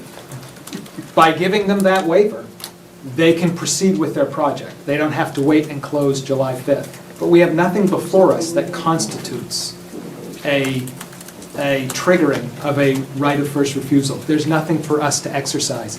So we're giving them something that we don't have anything to exercise anyways. We're giving them something we don't have. And we're getting something for it. And we're getting 22 I think acres. we're getting what we should be getting. Okay. Thank you. Yes, sir. Rick Finley, Chairman of the Cooper Farm Preservation Committee. Jennifer, I was happy to hear you say that the 9 acres up front, the town will have the right to do with that whatever we want. With the other conservation land below, will we also have the right to use that for agriculture or for playing fields? Yes, it's designated as, not for playing fields, but it's open space, so it could be farmed, it could be kept in a natural state just for viewing, walking. And we've left some flexibility, you can see in the HCA, to let the town help make those decisions so they can decide what works best for the town as a whole. But it's currently hayed in the back, and it could continue to be. Same thing with the parcel up front, which is in pumpkin fields at the current time. So that could continue to be used as that, if that's the interest of the town. Is there access for the farmer to get to that? Yes. On the front, if we can use that all for agriculture, though, if you'd like. If that were the town's choice, then absolutely. It has been designated in the HCA that this portion over here is designated as agricultural, and this is as open space, so that could be agriculture, it could be ball fields, it could be just open, undisturbed space. But that's, the town asked for some the board asked for some flexibility there, and we are trying to work with them to make it to be the best plan for the town. Very good. I'd still, if there's some negotiating position to allow for playing fields down below, is there a reason why they can't be there? If we could access it off Oak Road, for example? That's the negotiating process went through that. The fields thought that that piece would be better as agricultural. So, and we agree. Any reason? Access. A lot of cars coming in and out. Yes, ma'am. But If it were accessed, it would be on the other side of that wetland, so it would be totally protected. It would be on the right side. The cars would be well away from any of the houses. Yeah, And protected by trees and a small wetland forest. I mean, at this point, you know, I don't think the fields want to go back. I'm sure they would entertain it. Yes, ma'am, in the back first. Yeah, Cammy Bean, 27 Oak Road. I'm looking at the letter that town council wrote about the HCA, and one of the stipulations under limits of development actually calls into question this field, because it says if M&M does not acquire the Goldsmith Street property, it will limit development to what is shown on Exhibit C, and Exhibit C, I believe, shows the senior housing in that lower field. So that field is not guaranteed, and we do not guarantee 22 acres if that kind of contingency is in this HCA. So we are not getting 22 acres. There is a risk here, and you're kind of gambling with that. And that seems like this HCA feels to me like it is faulty and something that we should not as a town accept at this point. There's holes in it, and we haven't had time to look at it. Yeah. So I wouldn't call it a hole, but you're right that this plan right now is contingent on the fields getting the permits to do the development you see, and to acquiring the on-the-rail farm property. If they don't acquire that property, we go back to a different plan which gives the town 14 acres. Still the 9 along the front, and then 5 in the back.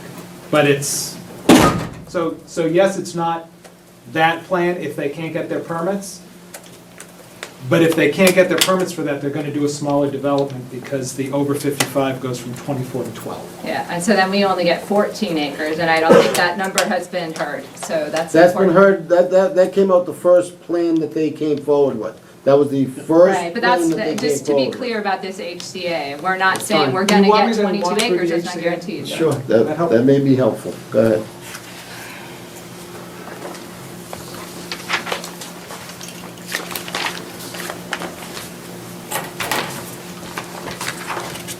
Okay, so to walk you through the HCA, and I'm going to do this kind of in short course.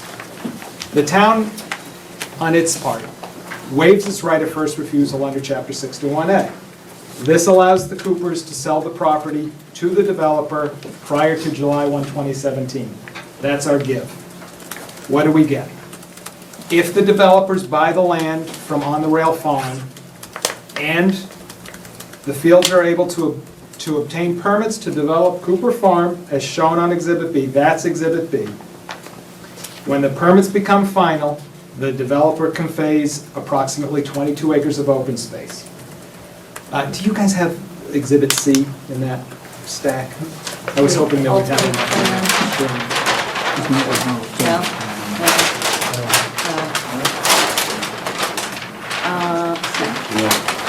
I know it's on the website for the town. So Exhibit C is posted on the website. And that was the original plan we saw a year ago. Right, that's the plan we discussed at the hearings last summer. Yeah. Okay, so if the developer does not buy the land from Marsh, it obtains permits to develop Cooper Farm as shown as on Exhibit C, so that's, again, 21 houses of single-family and 12 units of over 55. When those permits become final, the developer conveys the 14 acres of open space. So let's assume a situation where neither thing goes through. They can't get that, they don't get the on-the-rail farmland and they don't get permits. In that instance, if they can't develop either B or C, then the parties agree to work together to arrive at a mutually agreeable alternate proposal that still preserves substantial open space. Okay, there's this Goldsmith part, which actually I think is almost the best part of the deal. The developer agrees to construct and operate a rental development at 9 to 11 Goldsmith Street that contains as many as 12 units. 25% of those units will be deed restricted affordable units, which will allow all of the units in the project to be counted on the town's subsidized housing inventory. You all may remember 15 Great Road, the massive 40B development. When that went through, the town went above its 10% on its subsidized housing inventory. So we no longer had to accept the hostile 40B. As long as we remain above that 10%, we're in a good position. You also may notice that there's a lot of building going on in Littleton right now, and the next time our housing inventory will be calculated is in 2020. There's every likelihood that we're going to fall back under our 10%. If that happens, we're open to hostile 40Bs again. What this does is put up to 12 units. All 12 units will count on the subsidized housing inventory. That's as good a hedge as we can get to protect our 10% status. In return for that, the town is going to waive $70,000 in building permit fees to the fields at Cooper Farm. I can tell you that many towns are purchasing housing restrictions with their CPA funds. So they go to a developer and they say, make that unit affordable and we'll give you X amount of dollars. We're getting these units on something along the lines of $8,000 a unit. Other towns are spending 2, 3, 4 times that much for affordable units. You may not like it, but it's a good hedge for the town and it's at a really affordable price. Those are essentially the terms of the HCA. Thank you. Yes, ma'am. Here's war. I'm glad that TV is going because I want to say a number of things. Mr. Sanders is worried about elders. Our taxes are going up all the time, and we all know that open space is the best thing in terms of keeping taxes down and in terms of keeping a town a desirable place to live in. We also know that most people who come to Littleton and live in Littleton are here because of the amount of open space we've had. Lately, we've all seen a lot of development happening. We've also seen that we're somehow losing touch with town government. There's town government here that does things, and there are the citizens here who may want various things, but aren't really being represented as they once perhaps were. I think one evidence of this is that a lot of people have not seen the agreement that we've been talking about. People pay the taxes, which keep going up. And I think that we want to remember that our town attorney is a very good attorney, but he's being paid by the town. He's not going to say, hey, I think your Board of Selectmen is doing the wrong thing. I think that we keep getting threatened by how many 40Bs we need. Well, we're ahead in terms of housing for the elderly. Why do we want to keep developing Littleton when really the town is here because people don't want a lot of development. We've had lots of it. And we're getting $70K. This is the first time I heard that. The builders, that is not making them pay for permits. We give a lot of money to companies that come in. And just recently, I made a phone call to one of them and asked how many Littleton people are employed there. The woman said, well, I don't know. I don't think any right now. That's the building down A Road. So I'm very concerned, and I want this to be put out, and I hope that people listening will hear it. Thank you. Anybody else? Yes, sir. Dustin Neal, Lakeshore Drive, and friends of Cooper Farm as well. Mr. Carr said at a previous meeting that for these HCA's, the devil is in the details, so I feel compelled to talk about some of the details. If the deal is so good, I'm curious why there's $70,000 of relief from permits and hookup fees and so forth. If the deal is so good, why does it rely on an inferior backup plan? And by that I mean, this plan that's up there is indeed a major improvement over the one that we were here for last summer. So that's great, but basically the original plan is the backup, and then the backup to the backup is an as yet undefined plan that we might have to negotiate on. I think there's just too many uncertainties based off of those, because the HCA is contingent upon the purchase and sale, which has the contingencies that were such that, pardon me, Mr. Harrington, but these were the same contingencies that made us determine that the purchase and sale was not bona fide, and yet we're okay with sort of letting things ride on those same contingencies now, in addition to other ones, because it's tied to other properties and other deals and so forth. My biggest problem with the HCA is those details and the way that it's not certain what comes out of it. I also don't love the eminent domain idea, but I do think it needs to be further investigated, because it's not a 22 acres versus no acres. If it got to that point, it would be 34 acres versus no acres, and I think the town would evaluate that very differently than the way it was characterized earlier today. And then lastly, this is, again, is not just about this particular property, right? If we give developers a blueprint like this for them to do an end run around the right of first refusal that the town is supposed to have according to state law, we don't want this to happen in property after property in Littleton and in other places.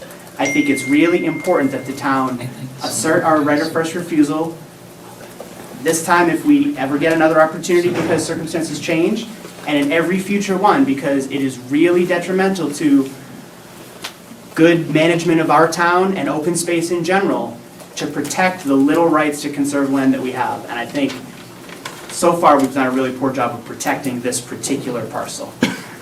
Thank you. Thank you. Yes, sir. Don McIver, and I think, it's quite clear that we're not complaining about the negotiations, we're not being critical of that or anything else, but this is an opportunity that's been around for a long time, and this goes back to our last master plan where we wanted to protect this. That's 12 years, and Joe and Derry mentioned 20 years. It's been open space plans and been a lot of forums we've had together about agricultural land, so there's been a lot of sentiment to protect it. I think someone mentioned 60 letters been written to you directly. 7 town boards and committees have written to you, all saying not to waive the right of first refusal. Some nonprofits, some land use organizations. 400 people signed a petition saying not to do that. I remember having a conversation in Keith's office saying, and this is around November, I was saying, well, should we have this as a non-binding discussion on the special town meeting warrant? And the response is, oh no, that's not necessary. We got the message. We shouldn't waive the right of first refusal. So I am a little concerned about here, we're doing this a week before our annual town meeting. And even though we hear that the Cooper family is ready, people have talked to the trustees and they said they want to take their time and think it out. I think we all need some time here. 30 days would be a reasonable thing. The host community agreement has a lot of contingencies. Built upon the development has a lot of other contingencies. The 3 development projects tied in together, one being 120 Goldsmith Road, the other one being behind the Baptist Church, almost a mile away, 911 Goldsmith Road. I mean, there's so many contingencies. You talk about risk, that raises risk. I mean, it's one thing built upon the other. We really don't know what we're going to get, and it may take a long time. There may be a lot of delays. Even if someone doesn't litigate, there may be long delays. Markets change, as we've heard. We've seen some failed 40Bs, some over 55 housing we haven't been able to get people to buy, so we've had to let them go at full market value. I think there's so much built into this, we need to step back and look at what this is. And this was to deal with some agricultural land that the community wanted to save. It's now become a massive built development project. It's morphed into something completely different from what the community wanted. And think of those 400 people signed on, the 66 letters went to you directly, the other boards have come before you. And as far as being settled for we're not having a right of first refusal. A lot of other attorneys do question that. I mean, I respect Tom and all that, but people do question it. I think we do need to talk to state agencies that regulate Chapter 61A, and even looking at some of those legal cases, looking at the discussions in land court, they look at material and they say, okay, you claim you didn't get a bona fide right of first refusal, didn't get a bona fide offer. Well, the judge said, well, this is equivalent. So, you know, in court, things do get decided different ways. And even in those cases, it is there. So here we are with a lot of uncertainty, a lot of, lack of predictability, large risk. We don't know what we're going to get. We thought we're going to get things elsewhere, and they've turned out completely different. So I guess, in summary, what I really am going for is that you've been working on this for a long time. You've done the best you can. No one's questioning that. But it's become a development project. I think everyone needs some time to evaluate it. And you need some public input and return on it to deal with it fairly, because this is an investment for everyone. This is a major action for everyone, and also lays a foundation for what may future happen in the community. Thank you. Thank you. Any other comments? Yes, ma'am. You want to go, Tom? It's just a quickie, just because we keep talking about the trustees. So as far as I know, there's 3 trustees: Frank Cooper, Barbara O'Connell, and Cheryl Gould. Frank Cooper's deceased. He's still listed. So Mark Shire is acting for him then, okay? I don't know who else you're talking to. On the documents, there is not Frank's name there. Yes, it is. Yes, it is. It's his daughter. Kristen is on the PNS. It's Kristen Shellhouse. O'Connell. Okay, all right. It's his daughter. Okay, they are in direct contact with Mark Shire, okay? They need to instruct him what to do. Yes, I agree. Mark Shire has told me they're selling to the Fields. So, And I'll convey to you, there are discussions going on, and I've heard today, there are discussions going on. This is not a certainty, we need to take our time, and if this is such a good deal, we should all make sure it makes sense. what this board does has nothing to do with what the trustees do. They're still the owners. We have no control over it, right? They're still So they owners. can do what they want to do with their purchase and sale agreement, but this action has nothing to do with that. Right, so why don't we look at this, evaluate it, let them sort out what they're doing, they're discussing this. Let the Leave the family door discuss it. open. You're not closing the door. The trustees can still do what they want to do. You give at least a 30-day. Hold on, Excuse me, folks. Hold on. I'm sorry, I'm going to put this in the clearest possible terms I possibly can when it deals with these trustees, the mystical trustees. It's a red herring in all candor. Jim, you and I have had a conversation on this, a very direct conversation. You said to me, you've personally spoken with folks up there in Maine, and they said they want to sell it to the town. I asked you what? I asked you a very simple question. Please have them contact me or any member of this board. You followed up on that, and they did not do that. I asked you again a couple weeks later, they did not do that. These mystical trustees have had every opportunity. Let me respond to that. Jim, Let him finish, hold on. please. We'll allow you to finish, Jim. All I'm saying is these mystical trustees have had many opportunities to contact us. I'm waiting for that contact. Don, you just said again, you've having these sidebar conversations with them today. Attorney here spoke with their attorney this morning or this afternoon, and there was no such thing transmitted. So he needs Our time town to council, sort it come on, out, let him finish. John, how long is he going to take to sort it out? more than tonight. That's right. And frankly, it's starting to become obstructionism, is how I'm viewing this. It's viewed as obstructionism, and that's my personal opinion on this at this point, because we don't have everything. We still have some inconsistencies. There will be inconsistencies till the earth stops rotating. There will be some unknowns until the earth stops rotating. We're not going to get everything down in the complete certainty that you would like us to have on this. It's just not. What we've come across is we're in a situation we don't like, okay? There's no difference in our feelings on this than you all's. We don't like it. Okay, well, I get beyond what I like and what I don't like and work with what is in the art of the possible. Okay, what's the physical world we're living in? And that's what we're dealing with here. So I'm sorry, folks, but when you keep saying the trustees have said to me, okay, why aren't they here today? Why haven't they sent a telegram? Why haven't they sent an email? Why haven't they sent a carrier pigeon? Anything at all. And I apologize for being just a little bit too much of a wise guy on that.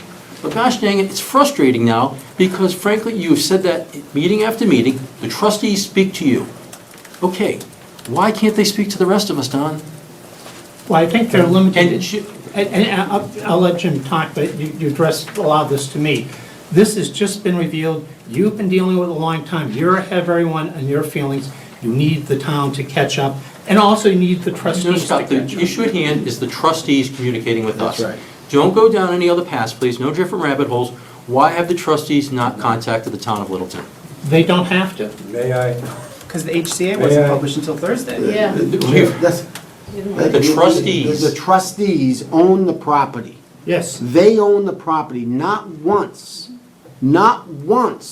have they communicated with the town. Not once. Who they communicate with?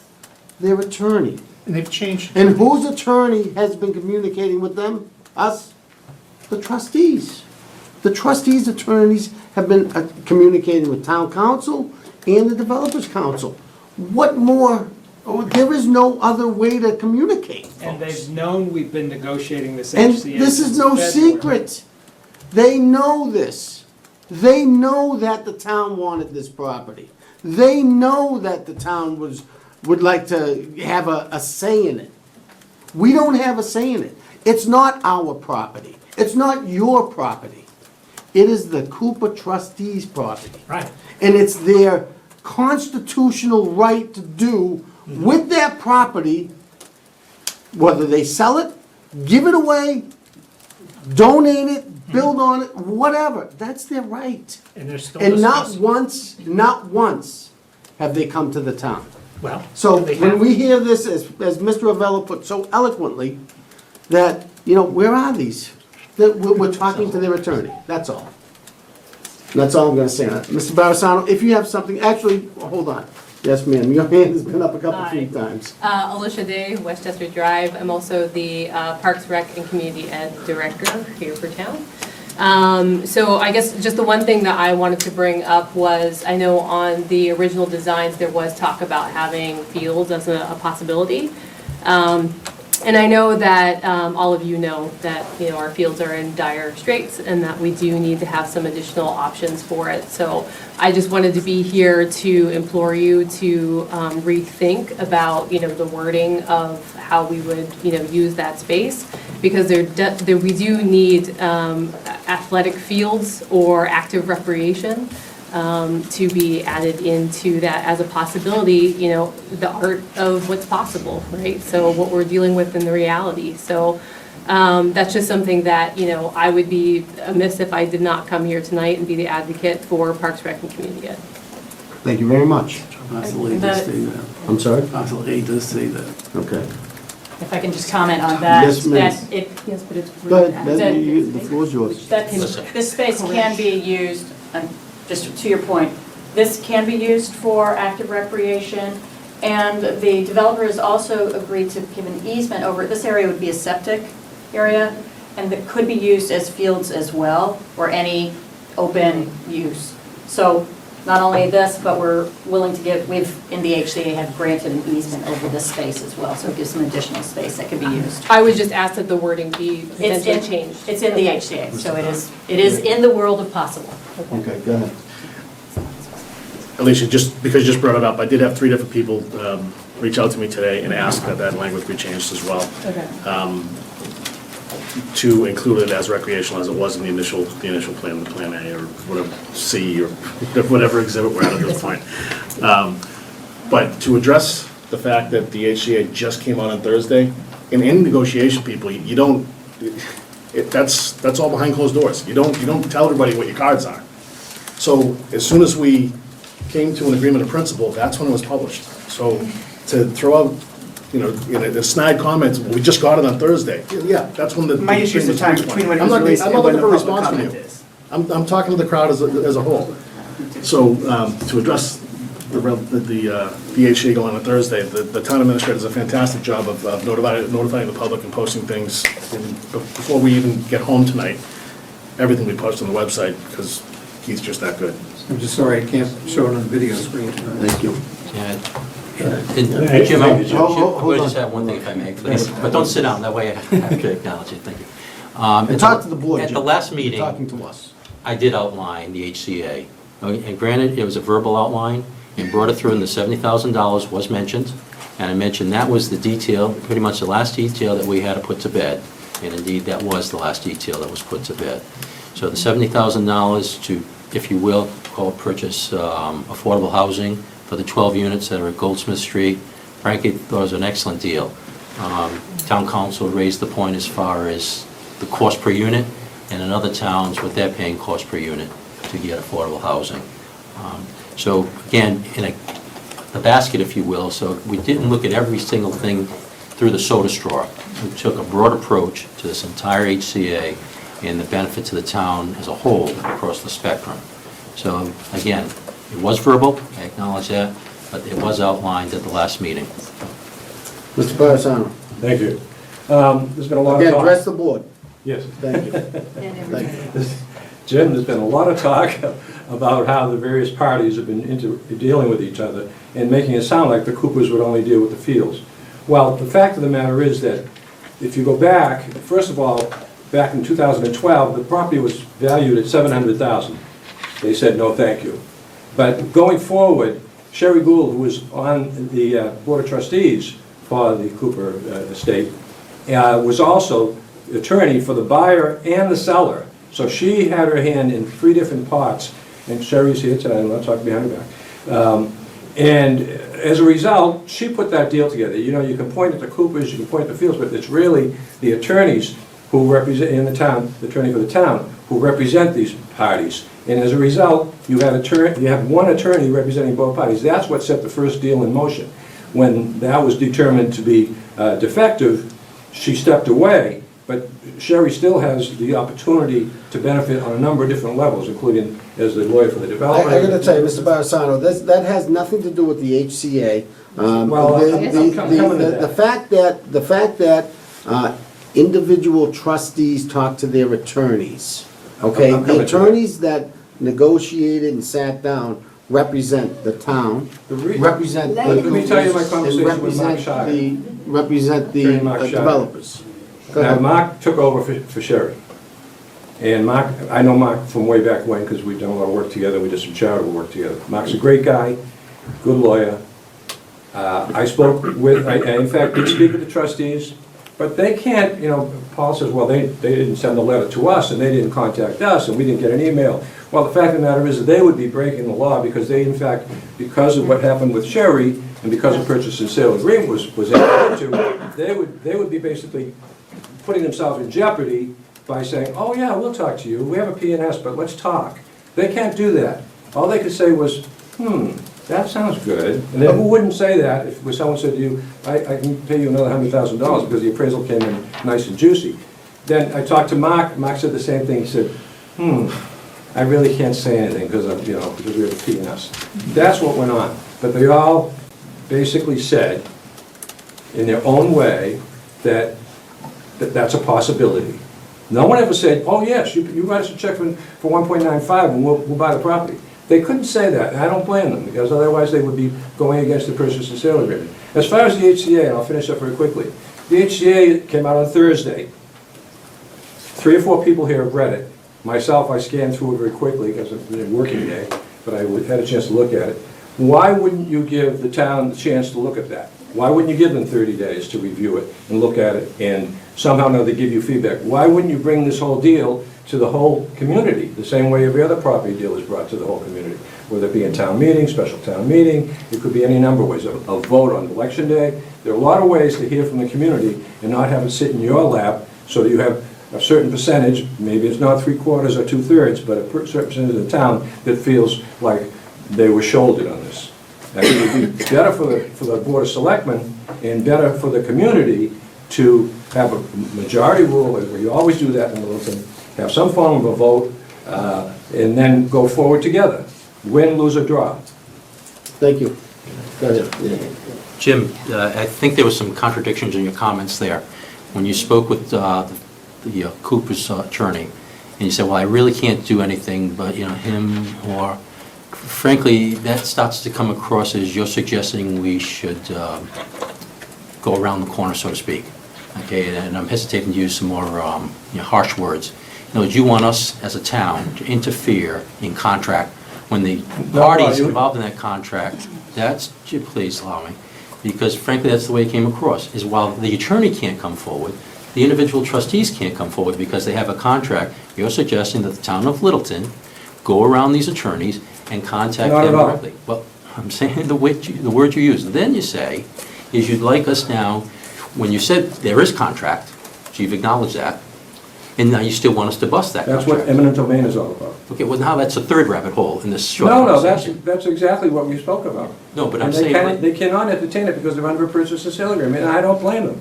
All they can say is, that's interesting, $100,000, that sounds interesting. Now let's go. All right. Go ahead. So, given what you're saying is true, they understood that the town was prepared to wait the fields out, let the purchase and sale expire in September of 2016, and we could deal with the Coopers directly. They chose to extend that purchase and sale agreement. The Coopers did, in November. They knew the plan. Representing the Coopers. She wasn't. Nope, that was Mark Shire. Mark Shire? They knew it, and they extended it. The Coopers do not want to do a deal with the town. They made it clear to us by extending that purchase and sale agreement past the expiration of our right of first refusal. I can't say it any clearer.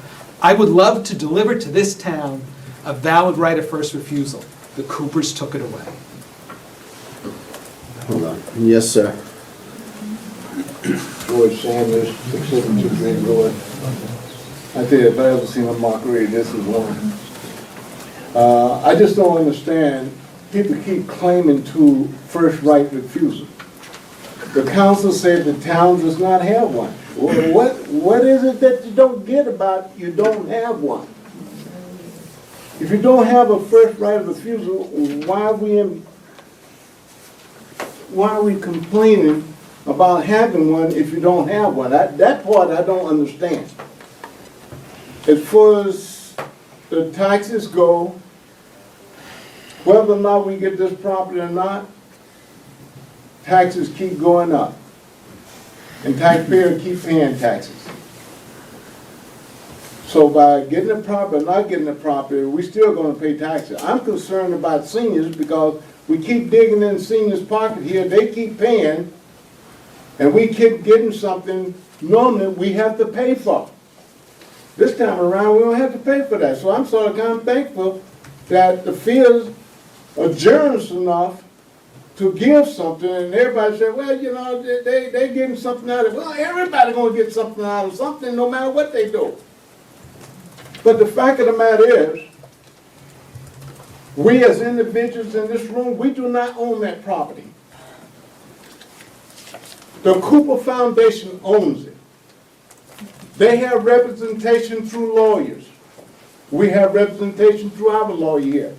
And he's given us the best advice that he can, and we're steady paying him. We've been paying him for almost a year. I'm tired of paying him. So let's come to some common grounds that we have here with what the people have done here and worked and tried to get something for us. Gee, don't be greedy, my God. Thank you, sir. Yes, sir. Yeah, Don McIver. Yeah, we did ask to do a presentation, realized electronics aren't working for us, and we'll extend that to Keith so he can post it. But there are 5 points, at least to enter this into the public record. And I'll give you copies, and we actually show scenarios. So long as it's not the same thing you've already been over, that's all I'm asking. Well, I mean, this is the content that No, we're I talking about. mean, you made your comments earlier, is it the same comments? That's all I'm asking. Well, I mean, it's quick, it's a one-page, Okay. it's a one-pager. Go the other way. And, yeah, the public's been very much involved, and, yeah, I appreciate your forbearance. Yes, that's all. So unanswered concerns regarding Cooper Farm, and Littleton's right of first refusal for acquiring Cooper Farm not yet sell. There are differences of opinions, and we need to consult knowledgeable Mass General Law, chapter, statute attorneys, and state offices regulating Chapter 61A. That's Executive Office of Energy and Environmental Affairs. And so as if no RFR exists, why developers insist on Littleton waive it. And, you know, we've got, in the HCA, we've got some comments on that. success of HCA is a gamble. That's because all the contingencies, contains uncertainties and contingencies, and people read it, they will see that. With two other developments, is built upon P&S document with additional contingencies, uncertainties. That's what people want the 3 days to review and look at. So both Cooper Trust trustees and Littleton residents need at least 30 days to review this document. You know it well, we don't. And I suspect even the trustees who are not lawyers are coming up and learning about it. So HCA was posted and announced on Littleton's website 2 business days. Still hard to find, even though we're trying to make it transparent. It's essentially inadequate time to review a major document with major impact. And then why does HCA relieve a developer town mandated fees of development almost a mile away?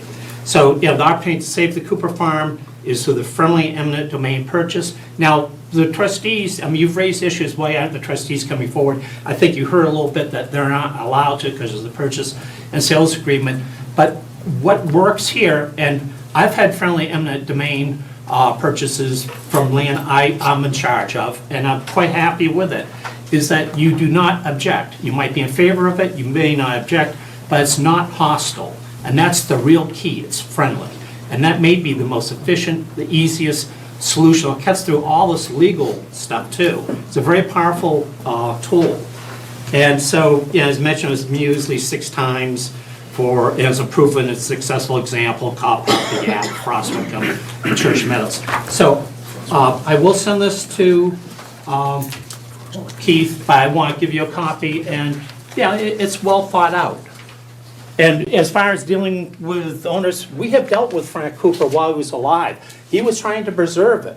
Rick Finley spent a lot of time as a land use designer and a horticulturalist trying to work it, and there were plans to join it up with things. He died, unfortunately. And when I dealt with Don Prouty, he was going to give a lot of that land, and he suddenly died. I had to deal with 3 generations on 2 continents. These things happen. And, you know, we're not blaming anyone. I'm just saying, you know, that had been the intent. So I'll give you a copy. Last summer. Thank you. But, you know, since it's public hearing, I'd at least like to have this entered in it. Sure. Thank you, Don. And I'll send you an electronic copy. Don, do you know what we've spent on Frost Wickham? Excuse me? Do you know what we spent on Frost Wickham? No, I don't, because there's several parcels, but some land was actually given to the Conservation Trust. We gave it to the town because it made sense. But I know we saved a lot of money by not having housing on it, because it would cost a fortune for all that extra community services for schooling, police, fire stuff. But we saved a lot of money. We got good grants on it. Thank you. So I'll give you a copy of that. A few of these, but you'll see electronically. Thank you. And just for giving information, and I'll give you a copy. Any other comments out there? Thank you. Yes, ma'am. Yeah. Name and address, please. Katie Caruth, Goldsmith Street. And I just want to say that I really find it troublesome, all the contingencies around this plan, as well as the, you know, incredibly short, you know, lack of time for community review and input. That seems very, you know, it's being rammed through, and I don't think that's in our best interest. And I also feel like when I feel like we do have a leverage of time, when would the right of first refusal expire? That's 2017?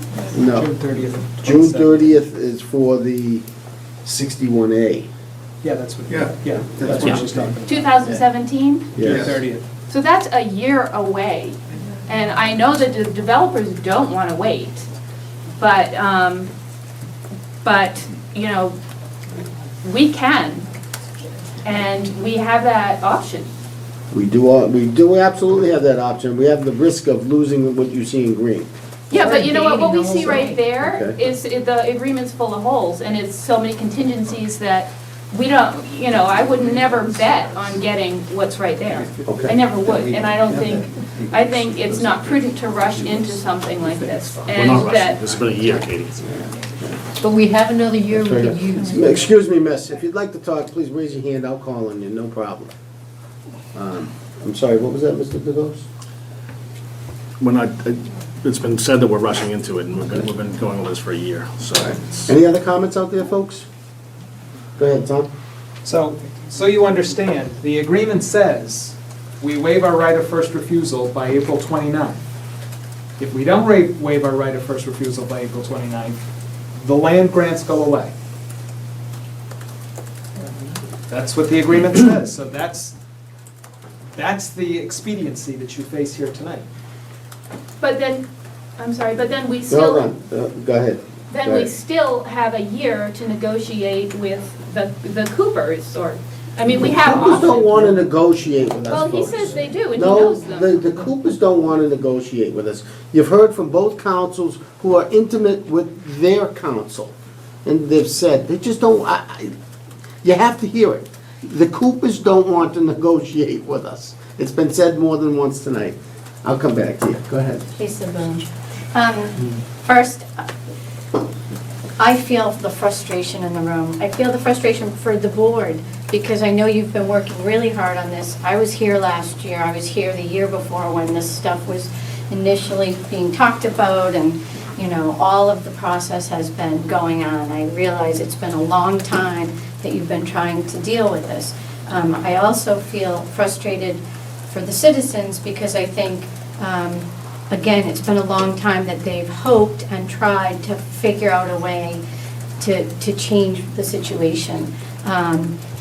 That being said, I'm still not, it's not clear to me how we can continue to allow development of housing. We're struggling to keep our taxes low. We don't have the money to put into the school system, or even to get an extra police officer that was requested. We're looking at, you know, rebuilding or building a new fire station. We have a lot of these things happening, and more development of housing increases our needs in all of those areas. And I'm just not sure I understand how this is sort of allowed to happen when we know we're trying to keep it at a minimum, and you're telling us that we have to pay to have 40B housing put in.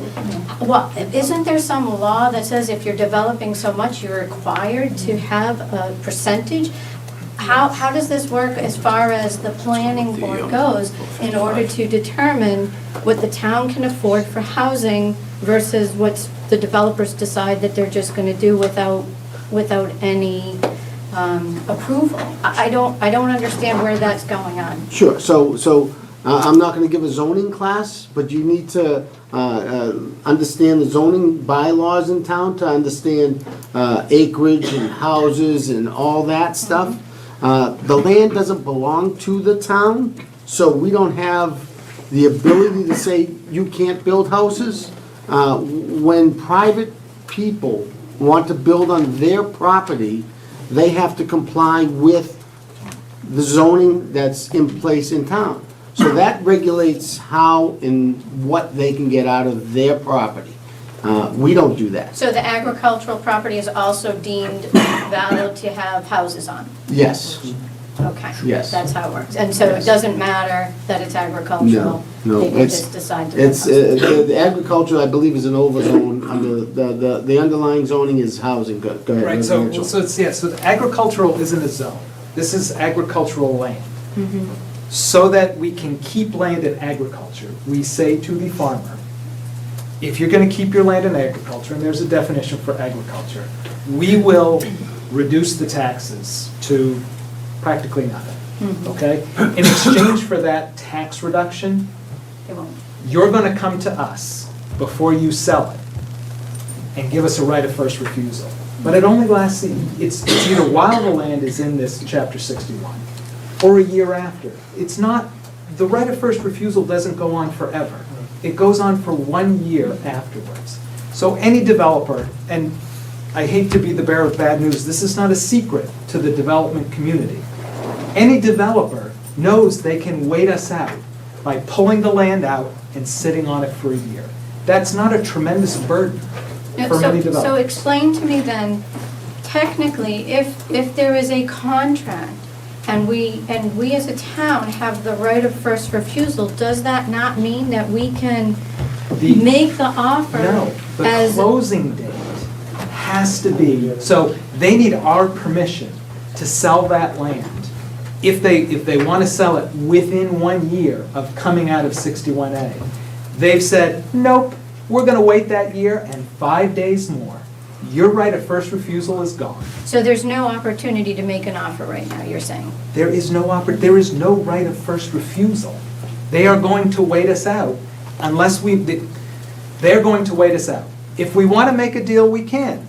If we don't want to make a deal, we don't have to. But understand, they're going to wait us out. So we either get this or But- nothing. So have we offered a deal to, as That's the a- host community is. The deal is the host community. No, I mean a deal where we purchase the whole piece of property so it's not developed on. Yes, We're we not do. able to do that? We are able to do that, and we did do that, and they rejected us. Frankly, they want to develop the property. It's what they do. Oh, no, but you're talking about the fields. I mean the people who currently own the The property. Coopers. Right. Okay, the Coopers have transferred all their rights in this project to the fields when they signed a purchase and sale agreement. Okay? They hold the rights. You talk about, people keep saying, we'll have a friendly eminent domain taking with the Coopers. Well, we're not going to be facing the Coopers in a friendly eminent domain taking. We're going to be facing the fields. Because they technically They have control the land. the contract. They have the purchase and sale agreement, right. Which is executed later. And so they're allowed they to then do that? extended. They're allowed to push out the date and Yeah. take Yes. away the Yeah. opportunity for What the we town? deliver to them with our right of first refusal is the ability to sell the house before the year is up. That's what we deliver to them. That's where all our rights are. And if they want to wait us out, they can. And is it a stinky statute the way it's drafted? Yes. I think we should have a much longer period. This is not protecting agricultural land, I think, the way the statute wants us to, but it's what we have before us. Well, and it really is holding us hostage as a community, because the increase that we're going to need in taxes to support all the services that housing requires just doesn't seem to happen. I mean, But it it's the doesn't- law. I'm just saying, yeah, it's very I understand frustrating that. as a citizen. I mean, understand. I share you your know, frustration. It's very frustrating. I share it. I You understand the have the vote. point, but I understand the fields right, because, and I know the fields and like the fields. Lisa, I'd but like that's to, their business. I'd like to Thank you. address your tax issue. And assumptions, we're all going to have different assumptions as to entering arguments. But based on 21 units and it's now 25, and then originally it was 12 over 55, and now it'll be 24 over 55. Generally speaking, the over 55 are not going to have children in the schools. Certainly, the other units, you'd anticipate that your children in the schools. Using the distribution we currently have in Littleton and the prognosis, or excuse me, the recommendations that MASPC has given us as to what they see in the future, what they're projecting as to the difference and change in the demographic, becoming a more senior Littleton. Lisa, you're shaking your head. No, all I'm doing is, the best I can do is... I read that The best I can report. do is use the science that's I available know, I to read me that report, and and the I'm assumptions. surprised that they could do that. So that's the best I can do. Because the is use housing that we're building is not. But allow me to continue now. And when we do this analysis, it shows that there's actually a net increase in revenue to the town, not a decrease. Now, if we go around changing the assumptions, you can make them about anything you want. I try to do best faith effort as to the assumptions I used. The 55 units, there was 18 market, 6 affordable, 24 total. The single-family units, there were 0 affordables, they were all detached. The assessed value, and I just didn't dream this up, I spoke with our chief assessor, went through there, spoke with our realtors also as to what the possible value of these homes may be when they're sold and thus assessed at some point, and what the revenue would be. I used the FY16 residential tax rate of $17.69 to come up with the tax revenue that would be. I spoke with the superintendent of schools. I added 2 school teachers. So when you said not adding anybody, I actually added 2 school teachers as part of this analysis so that we could see. I added another bus also so that there would be expenses. So it's not that there aren't expenses. I added special education to that also. So I looked at that and I used the averages that we have right now for our special education costs, our regular education costs, how much we're paying new teachers, and what it costs per year per bus. So those are all the numbers I used. And it came out that it's a net plus in revenue to the town, not a decrease. So in other words, it's not an added expense, if you will. That's the best I can say to you. So we'll get to increase the amount of money that goes to the schools? More revenue would come into the town than would be cost of expenses as a result of this. Now, the thing is, if 4 kids move into each house, you just blew me out of the water, and my numbers are Well, wrong. and I have to admit, I'm 52, and I still have children who are in the school, and I'm going to be 55 very soon, and unless it's illegal for somebody to move into 55 and over without children, then there's no guarantee that there won't be children who are in the school. I have to say. I can give you some, just, I got you. And, Hold up. Go ahead. Just to piggyback on that, so that doesn't take into consideration, if we were to buy this land and we had to buy it for 1.95, taxes are gonna get raised to buy a piece of land for 1.95. Well, not if grant money and other monies which are So raised. that when we people- bought, when we bought the YAP land, we bought it for $930,000, we paid for it with $500,000 with grant money, $400,000. So 100% of that 1.95 is not gonna be grant money or a trust. I don't disagree, but I also do, So it's not I gonna know a be- lot it's not about gonna be what's free. going on with the school budget and the tight, and how tight it is, and you do too, because you're on it, you Right. understand. Thank you. Before I go to you, Dawn, any other new person? Yes, ma'am. Sarah Rainbacher, Hartwell Ave. I'm just curious if this is a good thing for the town now, and it's a good thing for the developer, it's mutually advantageous. If we follow the waiting periods that are dictated by law, why a year from now is it not suddenly a good idea? And why do we need to circumvent those waiting periods that are in the statute for a reason? I mean, if this is a good plan, I mean, I see wetlands that wouldn't be built on anyway, those aren't gonna go away in a year. What's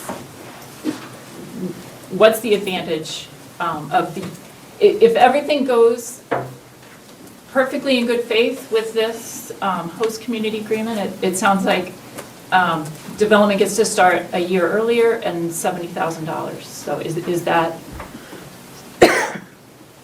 what's, Okay, go ahead. can you just explain it to Yeah, me? go ahead. Sure, so if you've read the purchase and sale agreement that's posted on the website, you'll see that the Coopers in the Fields negotiated a deal that gave much of that land to the town. It was contingent on the town giving to the Fields a waiver of its right of first refusal. Yes. I'm aware. Okay, all right, so what's in it for the town? If we wait, then we won't give them a waiver, right? Right, I guess my question is maybe more for you guys. I mean, what do you get from not, it's been stated multiple times that, well, the developer can just wait us out, so if they wait us They out, can. why is this still not a good plan? But if, What are they losing? what council's saying is, if we wait them out, then the agreement, their original agreement says the town gets nothing. I understand that. Right, I'm so- not talking about any agreements. I'm talking about why does this plan suddenly become a bad plan? Because we waited a year. So Because it's all- we get nothing. She's not allowed to talk. Everything gets developed. Go ahead. Just to clarify, I mean, we think this is a great plan, and we'd like to do this plan, and we're willing to do this plan in terms of all the gifts and concessions to the town, if we get the town's waiver. Now, and what we're getting from the town is a year. If we have to wait a year, that costs. And so the developer will relook at this plan, and this isn't the plan we bring a year from now. So what you're getting now is 66% of this property is open space, and that's our gift.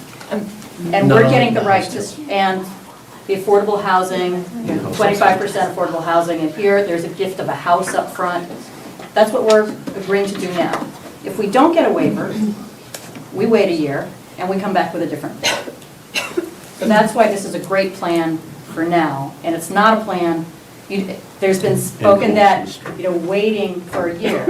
This isn't here for a year. It's been here for a year, almost, but it's and the discussions have been going on for a year.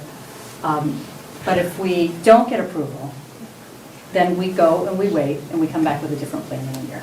But it's not. I'm asking why this plan isn't a good one in a year, for you guys. I don't Why? understand. Because we can build a lot more on it.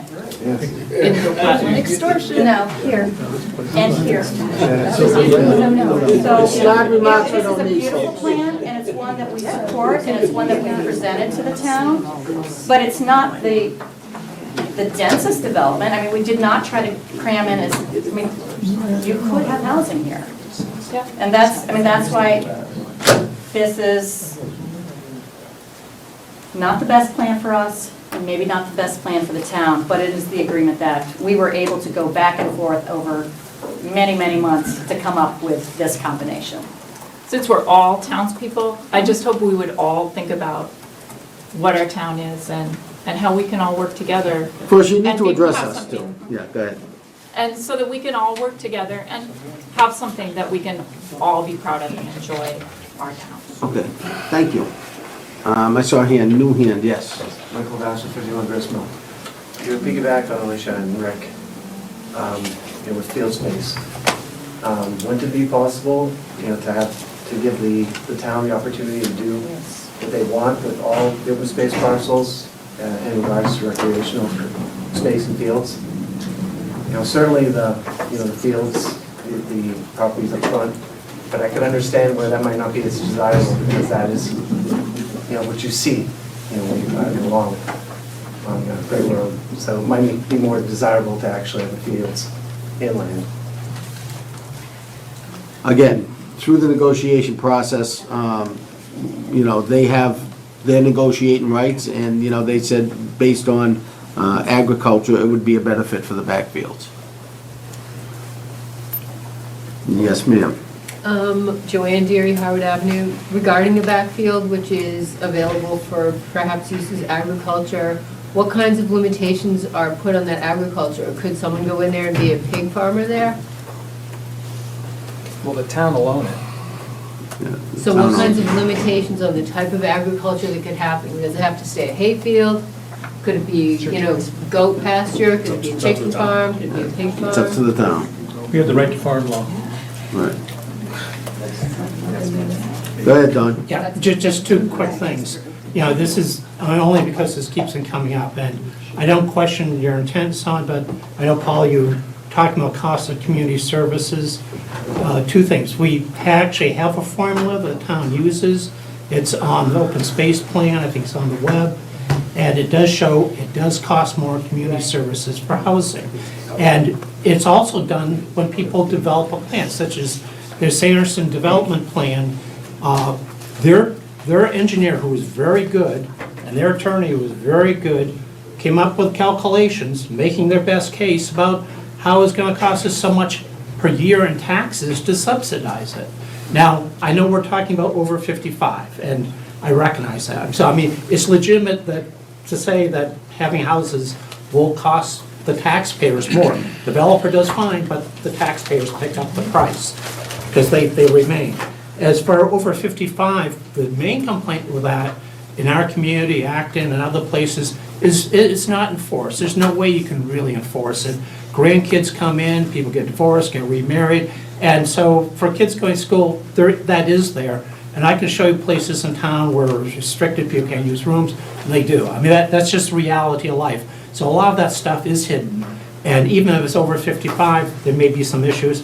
And I'll point also in town where it was over 55 housing, and you couldn't find people that would fit the criteria. So eventually it got relieved from that, it got sold from So Don, that sounds like a bylaw issue. It sounds like a bylaw issue. If we have a specific bylaw that deals with over 55 community, if you feel as if there is some tightening up, so to speak, to deal with that, I think Well, that. the problems with it, you should be aware of it. It isn't an easy black I and gave you a white set of case. assumptions when I presented. Sure, no, I'm saying, Now, good you also intents. added that we can change those assumptions and the numbers change. Yeah, I'm not foolish to that, Don. no, just a comment, people should be aware of it. Well, I thought I made people aware of it when I gave my opening comments, but thank you for your extra work there. Yeah, and I don't question your intent. There were some assumptions made when 15 Great Road was going in. Paul and I actually sat on the school committee back then. And the assumptions that, from the calculations that I made then, were 82 new school-age children. We're nowhere near that. we're way below that. So we can make assumptions on the high end, we can make assumptions on the low end, all we can do is make estimates. But with time, it will change. It may change. As with anything else. Jim, was there any, I thought I saw a hand behind you, no?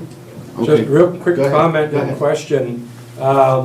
Typically, we post meetings, public meetings, 2 weeks in advance. How did it end up that there were only 5 days to look at the HCA documents? Why wouldn't we have more time for the community to study the documents and comment versus having them up for 5 days? Why wouldn't the fields offer 30 days for comments from the community? Open meeting law says 48 hours, it's supposed to be 48 hours. And we met that, and as I mentioned earlier, the HCA was not agreed upon until last Thursday. So we got it in under the 48-hour. But no one really knew about it. Very good. Yes, ma'am. Yeah, Last I comment. mean, it would be wonderful if we could ask for at least 30 days to have a little more input on this from the public, because I think the public deserves that. However, there's this tricky little thing, item 6 here, Yeah. that says, on or before April 29, 2016, the town will issue a notice of non-exercise of its right of first refusal on the Cooper Farm in the form of attached here to exhibit and exhibit. That is a clicker. That prevents, how did that get in here? Because it doesn't give any wiggle room to the public here tonight. None. Defer to council. If I may, I mean, that's what we're getting out of this deal. Everything else in that agreement are concessions or gifts from the developer. That's the one thing that we required as part of the deal, is to get the waiver. For us, if we don't get the right to do this early, to get to do this now, we can simply wait the year. Our only advantage is being able to start Why couldn't sooner. it have been 30 days? Because this seems like pushing Yeah, it. and just to be clear, as town council can tell you, we were making every effort to have this be a deadline of a month ago and then 2 weeks ago. And I will give credit to my counterpart here for town council.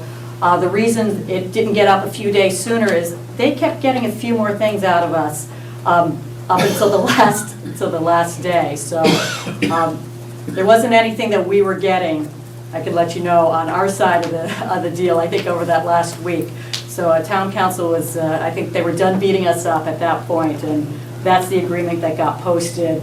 And we're in a position, just to be clear, where this is something we have asked the town to vote on and to bring to a decision today. Just 4 days to review. Okay, so that was our last comment. I think everybody talked. I'd look for a motion to close the hearing. Second. Moved and seconded. All those in favor? Aye. Board members, any further discussion in regards to what's before us? Mr. Knox? I certainly appreciate all the comments and the emotions that go in. We've seen this before on different topics where people come in with they have different ideas. In all my years in real estate, I don't think I've seen a plan come in that gave so much back to the town. Granted, we have a short period to act on it, and if we don't act on it, we could lose an awful lot. I give credit to our negotiating team and to the Fields for giving up what they actually did, because you just don't see that. If you go around the town and take a look at all the developments in town, what did those developers give back to us? They didn't give back any affordables, or a lot of them didn't give affordables. In this case, even though it's not on site, and it's so important that we stay on top of the 10%, because that's how we get stuck with 15 Great Road. No matter how you want to say it, we drop below 9%. This board is extremely conscious all the time when things that we see houses going up, and we know that rate ratio is going to change by maybe 2020, we might be below that again. So one of the biggest factors here on the negotiation is to have those count as affordable units. People don't understand sometimes how important that is, because in 2020, you're going to have a developer come in on a nice piece of property in the center of town and say, I'm putting this in, I'm putting that in. Right now, it's through the negotiations that we have, we're getting something, or if we wait, from what town council has said, what Keith Bergman's gone through in the past, what this board has gone through, If we don't act on it, we could end up getting absolutely nothing. And to be quite honest, I know there's a lot of emotions in this room. My phone calls came today, my phone calls came about ball fields. What part of this is gonna be ball fields? So there are people out there that have different concerns, saying, I'm not going to that meeting, but I just wanna know, make sure some of it stays in the ball field. Once again, I'll pass on. And before I go to Selectman Hebert, that 10% and those rental units are in perpetuity. So they never come off our rolls. That's a huge factor. So Mr. Knox has a wealth of experience and he knows the real estate business, but to have those 12 units in perpetuity to count for at 10% is beyond huge. Ms. Hebert? I guess I'd say for me, we've been through a long process. We've had expert legal opinion with us the entire time. We've got a lot of information, a lot of research, a lot of people behind us trying to figure out what we can do here. And where we're at today is we can either choose to go with the agreement that the negotiation team has put together and like everyone else said, get something for nothing, or we can do a hostile takeover. Those are our options, no matter how people feel. And again, the board actually feels exactly the same way as the town does. We are presented with options within legal constraints, and those are our options.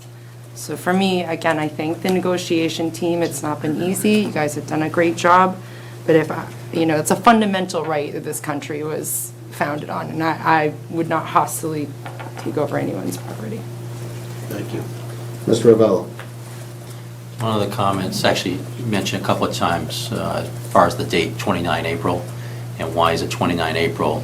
And from today, that's not too many days away. But when 29 April was first established, a little over 2 weeks ago, because it was 2 weeks ago that was the deadline, and we worked together to extend that deadline as to what M&M wanted to do. We were on the phone negotiating team a week ago Sunday, so it wasn't just sometime during the day. We took a little bit of time and handled this. Many hours. One question came up earlier this evening as to the number of legal hours, in other words, billable hours. Well, fortunately, from the negotiating team, we're unbillable, but council isn't. The point is, the time was put in, and just time alone isn't the reason to accept this. It's just that I'm trying to just reinforce.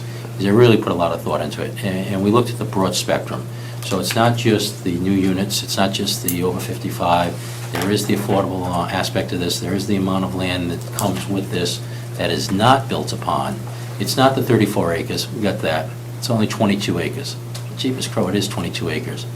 It was mentioned earlier this evening that Vinnie Cooper would like to have done whatever he would like to have done.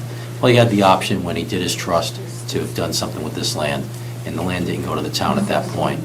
So folks have been working hard for many, many years, well before I arrived in town, to do the best they could. We just continue that. And again, sincerely, folks, I really believe this is the best thing we can come out of it, given all our circumstances. Thank you. Mr. DeCoste? I too appreciate all the passionate input and conversations that we've had about this, and like I've mentioned before, we've been having these conversations for about a year. I wish we could assuage some of the concerns that many of you have. I don't think anything's going to change if we were to kick this out 30 days. That may make people feel better, but I don't think anything's going to change. It's something that has been going on for a long time. You guys have been doing the negotiations. There's been a lot of time and effort put into this, and PJ made the comment that we don't get billable hours, but we signed up for this. So I'm not looking for any pity or anything, but we've put a lot of time, sweat, equity into this, and I think we're comfortable making a decision here tonight. And I truly feel as though we're getting what is best for the town. We're doing the best for the most with what we've got before us. Thank you. All right, I've been in this town for 53 years. Okay, there's only one other member on this board that's been longer. Again, if anybody knows me, it's never about me. Okay? And I have said this from day one. It's about the town. It's about the town I grew up in. Okay, this property abuts property that my grandfather sold to the town to build Shaker Lane. All that property back there. I grew up there. I grew up in them fields. I know the passion. I understand it. There's nothing we can do. I mean, we have hashed out what the best we could do for this town. And you know, you gotta give credit to where credit is due. The Fields came forward, were willing to sit down, and as their attorney said, they kept giving. Now, there's a point where they're gonna stop, and they met that point. This HCA is based on what their takeaway is April 29th. You know, we benefit from the other project. That's a huge benefit that people don't look past. Don't look past it. Because next time another farmer says, I want to sell, and a 40B goes in, it's not going to be a good feeling. So we've worked hard, we've done the best we can do. And this HCA is proof of it. That's all we can do, folks. Vinnie Cooper is not around to say, hey, let's deal with the town. He's not here. The trust are his voice. The trust, through their council, made their voice heard, and we've heard it. And we've acted upon what their wishes were. So, as I said earlier in the evening, not everybody's gonna be happy. You know, all we can do as a board, as a community, is to work out the best we can, and I think we've done that, so. Board members, any other comment? Any other issues? Then I'd look for a motion. Move that the Board of Selectmen vote to approve a host community agreement for the 34.23 acre Cooper Farm property located at 180 Great Road, U05-5-0, including a waiver of the town's right of first refusal under Mass General Law, Chapter 61A. Second. It's been moved and seconded. All those in favor? Aye. Thank you, folks. Thank you. Thank you. All right, earlier on in the meeting, we jumbled around the agenda. And we did have one individual that wanted public input. George, did you want to say something during public input? I did, but I got answer earlier in public Okay, hearing. thank you. Yes, ma'am. I would actually. Sure. So back to the alumni field, I just had a question. You stated that if the alumni field article doesn't pass, then the committee will be disbanded. Yes, ma'am. So my question is, if the town chooses to let that go, to not pass that article, what is your plan for addressing the overarching problem that everyone seems to agree on exists? And that would be the fields? The condition and availability of fields. Yeah, I think, as Selectman Hebert is whispering in my ear, the master plan update committee is also addressing that issue. But I think once the renovation is done, Park and Rec and all the groups in town can reassess what the whole fields are. We'll have a brand-new field that may be able to have a lot more use. So, I'm confused. I asked if that. rest of does the not- fields. If that committee is disbanded, so you're saying the issue So- will be properly taken up from under the master plan? Yes, yes. And the open space and recreation update is also in progress too. That plan is also being updated and is in progress. There's a whole committee doing that too. That'll address that. And that definitely has already come up in both places, for sure. The lack of a comprehensive strategy and prioritization process, et cetera, absolutely. Okay. Any other public input? All right, moving on. Our last item is the Buckley Road, 25 Buckley Road, Massachusetts, 61A, right of, go ahead. What? Oh, members input? All right, sorry. Members input, how, you know, I always, you know, neglect the closest to us. Mr. Knox, members update. Members update, just two things. I want to thank Paul Lavella for all the time he's put on this board and for the time that you put on the school committee. It was deeply appreciated. You're a quality man and that puts a lot of time and effort into what you think and what you actually say. And I wish you were staying on, but I want to thank you very, very much. Secondly, I want to thank Mr. Carr. This is probably your last meeting as chairman, besides right before the town meeting. I want to thank you for all the effort you put in.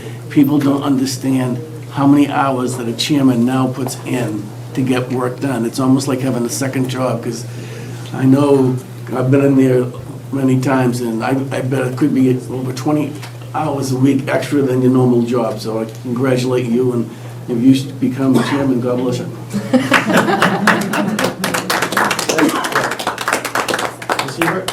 Well, I usually don't like to repeat people, but I definitely am going to. I get to go first. So, exactly. So, PJ, first of all, I learn something new every single time I work with you. Every single meeting I learn something new from you, particularly, either the way you think, the way you articulate something, or the way that you might solve a problem. So that's one thing I've appreciated working with you more than you probably realize. So thank you, and you're a true leader. You are a leader in the definition of the word. You take an unbiased approach to things. You say what you think. You have no holds barred. Love it. So thank you for everything, and gonna miss you. So that's the first thing. Second thing, have to echo the same. Mr. Carr, you've been an amazing chair, and you put in crazy amounts of hours. As your vice chair, I get a little, sneak peek into what Drag her along. goes into that, and it's a lot of work, and a lot of different things coming at you, and you've achieved so much in this year. We've got the state working with us on the light on Willow Road. We've got the support for the playground. You've handled the Cooper Farm, a very difficult process, in a very responsible, caring fashion. You've had a stellar year, so thank you. Thank you for all you've done in your service. Thank you. Mr. Ravello. A little more mundane. Master Plan Update Steering Committee. So excited. I am staying with that, folks, much to maybe some chagrin. No. But we're in the middle of branding right now. That logo, if you will, that saying, we're trying to come up with that. So as we go through the process, moving forward with our consultant, we're working on that little piece. If you got some ideas, Littleton Lives, Littleton's all juiced up, something that, can get us going where everybody goes like, that's a great idea. Apple juice. Yes, that's right. But you can run afoul rather quickly, as Emerson College learned over the last couple of days, if anybody read the Globe today, as to their new logo and what they're trying to do in branding. I thought you said I didn't know how to read. Look it up. Anyway, sincerely, folks, give that a thought, and something that you think communicates to the town at large as to what we're trying to do with the master plan update. And if you do think of something, please send it to Maren Toohill, and that's M. Toohill, M, the letter M, and then TOOHILL at littletonma.org, with any and all ideas, please. That'd be greatly appreciated. Listen, I would certainly love it, because I sat on a train the other day on the way to New York City, typing away, and, well, the limits I have, so we want something else, please, folks. Very analytical, I bet, huh? I do want to add to the chairman, though, in the comments that you all said. I didn't say this during the public forum. I thought about saying it, and it just seemed a little too, I'm going to be candid with you, hokey. But I'm going to say it here right now, because I think your comments about growing up in the town, having played in these fields, and having the town's best interest, folks, some of us were out on those fields doing a site survey about 8 weeks or so back. It involved Michael Fields, Jennifer Platt, Keith Bergman, the chairman, and myself, and we were walking around and looking at the various fields. And this kid's a rough, tough bruiser. But I want to be honest with you folks. That day there was a tear in his eye. He said, "This is my town." And he looked at those fields, and he saw that. And it moved me. It really moved me, because we think of Jim Carr as one tough son of a gun, okay? But he's one of us too. He's a little Tony, and he's grown up there, and I really appreciate that. And thank you for what you've done. Thank you. I don't like any of you. No, in all seriousness, I just want to piggyback on what everyone said about PJ, not about Jimmy, but about PJ. I used the word that I first heard used by Paul in my first year on school committee. I used the word assuage. You introduced me to that, so my vocabulary has increased since I've been sitting near you. And one thing that I've considered you a mentor, because you've been the chairman for many years when I was on school committee when I first came on. Been sitting next to you in my first year on the Board of Selectmen, and it's been a good place to sit. Happy being your wingman. Pardon the pun, no, it was actually intentional. And, thanks. And, you know, to get a little more corny, you've always aimed high, and you've flown, you've fought, and you've won. And we've been the beneficiaries of that, and thank you very much. You did your Air Force research. Yeah. Always check 6, don't forget that. All right, so, again, everything, great words tonight. It's been a long year. We're going into town meeting, and then we reorganize the meeting afterwards. PJ has been a guy that I could look up to and talk to and argue with? Yeah, argue with. As school committee chair, we had some heated debates about budgets and financials, and he's a tough guy to argue with. He's not a tough guy to convince if you have everything down exactly the way it should be. I's dotted, T's crossed, and you better know what you're talking about. And he brings that forward, you know, tonight, throughout the year, and on the school committee. It's just been awesome working with you, PJ. Thank you. Thank you for your service. Thank you for your service to the town and the country. It's been my pleasure. An asset to this town, so thank you very much. All right. Back to the agenda. Tissues away. Yeah. You can Sign them. All right, so our last agenda item is 25 Buckley Road. We have 25 Buckley Road. Sherry, come on up. Yeah, I represent Carolyn Webster's, Carolyn Webster, her property's now in a trust, so it's the Carolyn Webster Family Trust. And she's been on a path of trying to sell a few of the lots off so that she can afford to keep the farm that she loves so dearly and that she houses many members of her family in. So this is one more lot. It's across the street from her. It's a single building lot. I think it's slightly over an acre, maybe more like an acre and a half, one frontage lot. It's currently in 61A with a contingent piece. The contingent piece is not being developed and won't be developed. It's actually got a lot of conservation wetlands on it, and so it's probably not capable of development. So it will not be more than one building lot across the street. So she's seeking approval to release this one lot from 61A. What's left will either be left undeveloped because it's conservation, or there's a possibility her son, who has a contiguous parcel, will acquire it and then put it back into 61A. Okay. And town council had ruled that the notice was complied with the statute, so the clock is ticking. Okay. Members, questions? I read it all. Mr. DeCoach, we'll start on your end. No questions. PJ? Nothing to add. No, thank you. Okay, Mr. Knox? And I have nothing to add too, so I'd look for a motion. Move that the Board of Selectmen vote not to exercise the town's right of first refusal under Mass General Law, Chapter 61A, subsection 14, to acquire property at 27 Bulkley Road, an approximately 1.78 acre portion of Assessor's Map Parcel R09-7, and as more particularly described on Lot 1 through 7 of the draft approval not required plan for a bona fide offer of $90,000. Second. Move the second and all those in favor? Aye. Thank you very much. That's easy. What the? Look for a motion. No minutes. No minutes? No minutes? Motion to adjourn. Second. been moved and seconded. All those in favor to adjourn, aye. Aye. Thank you very much. Good night, everyone. Thank you.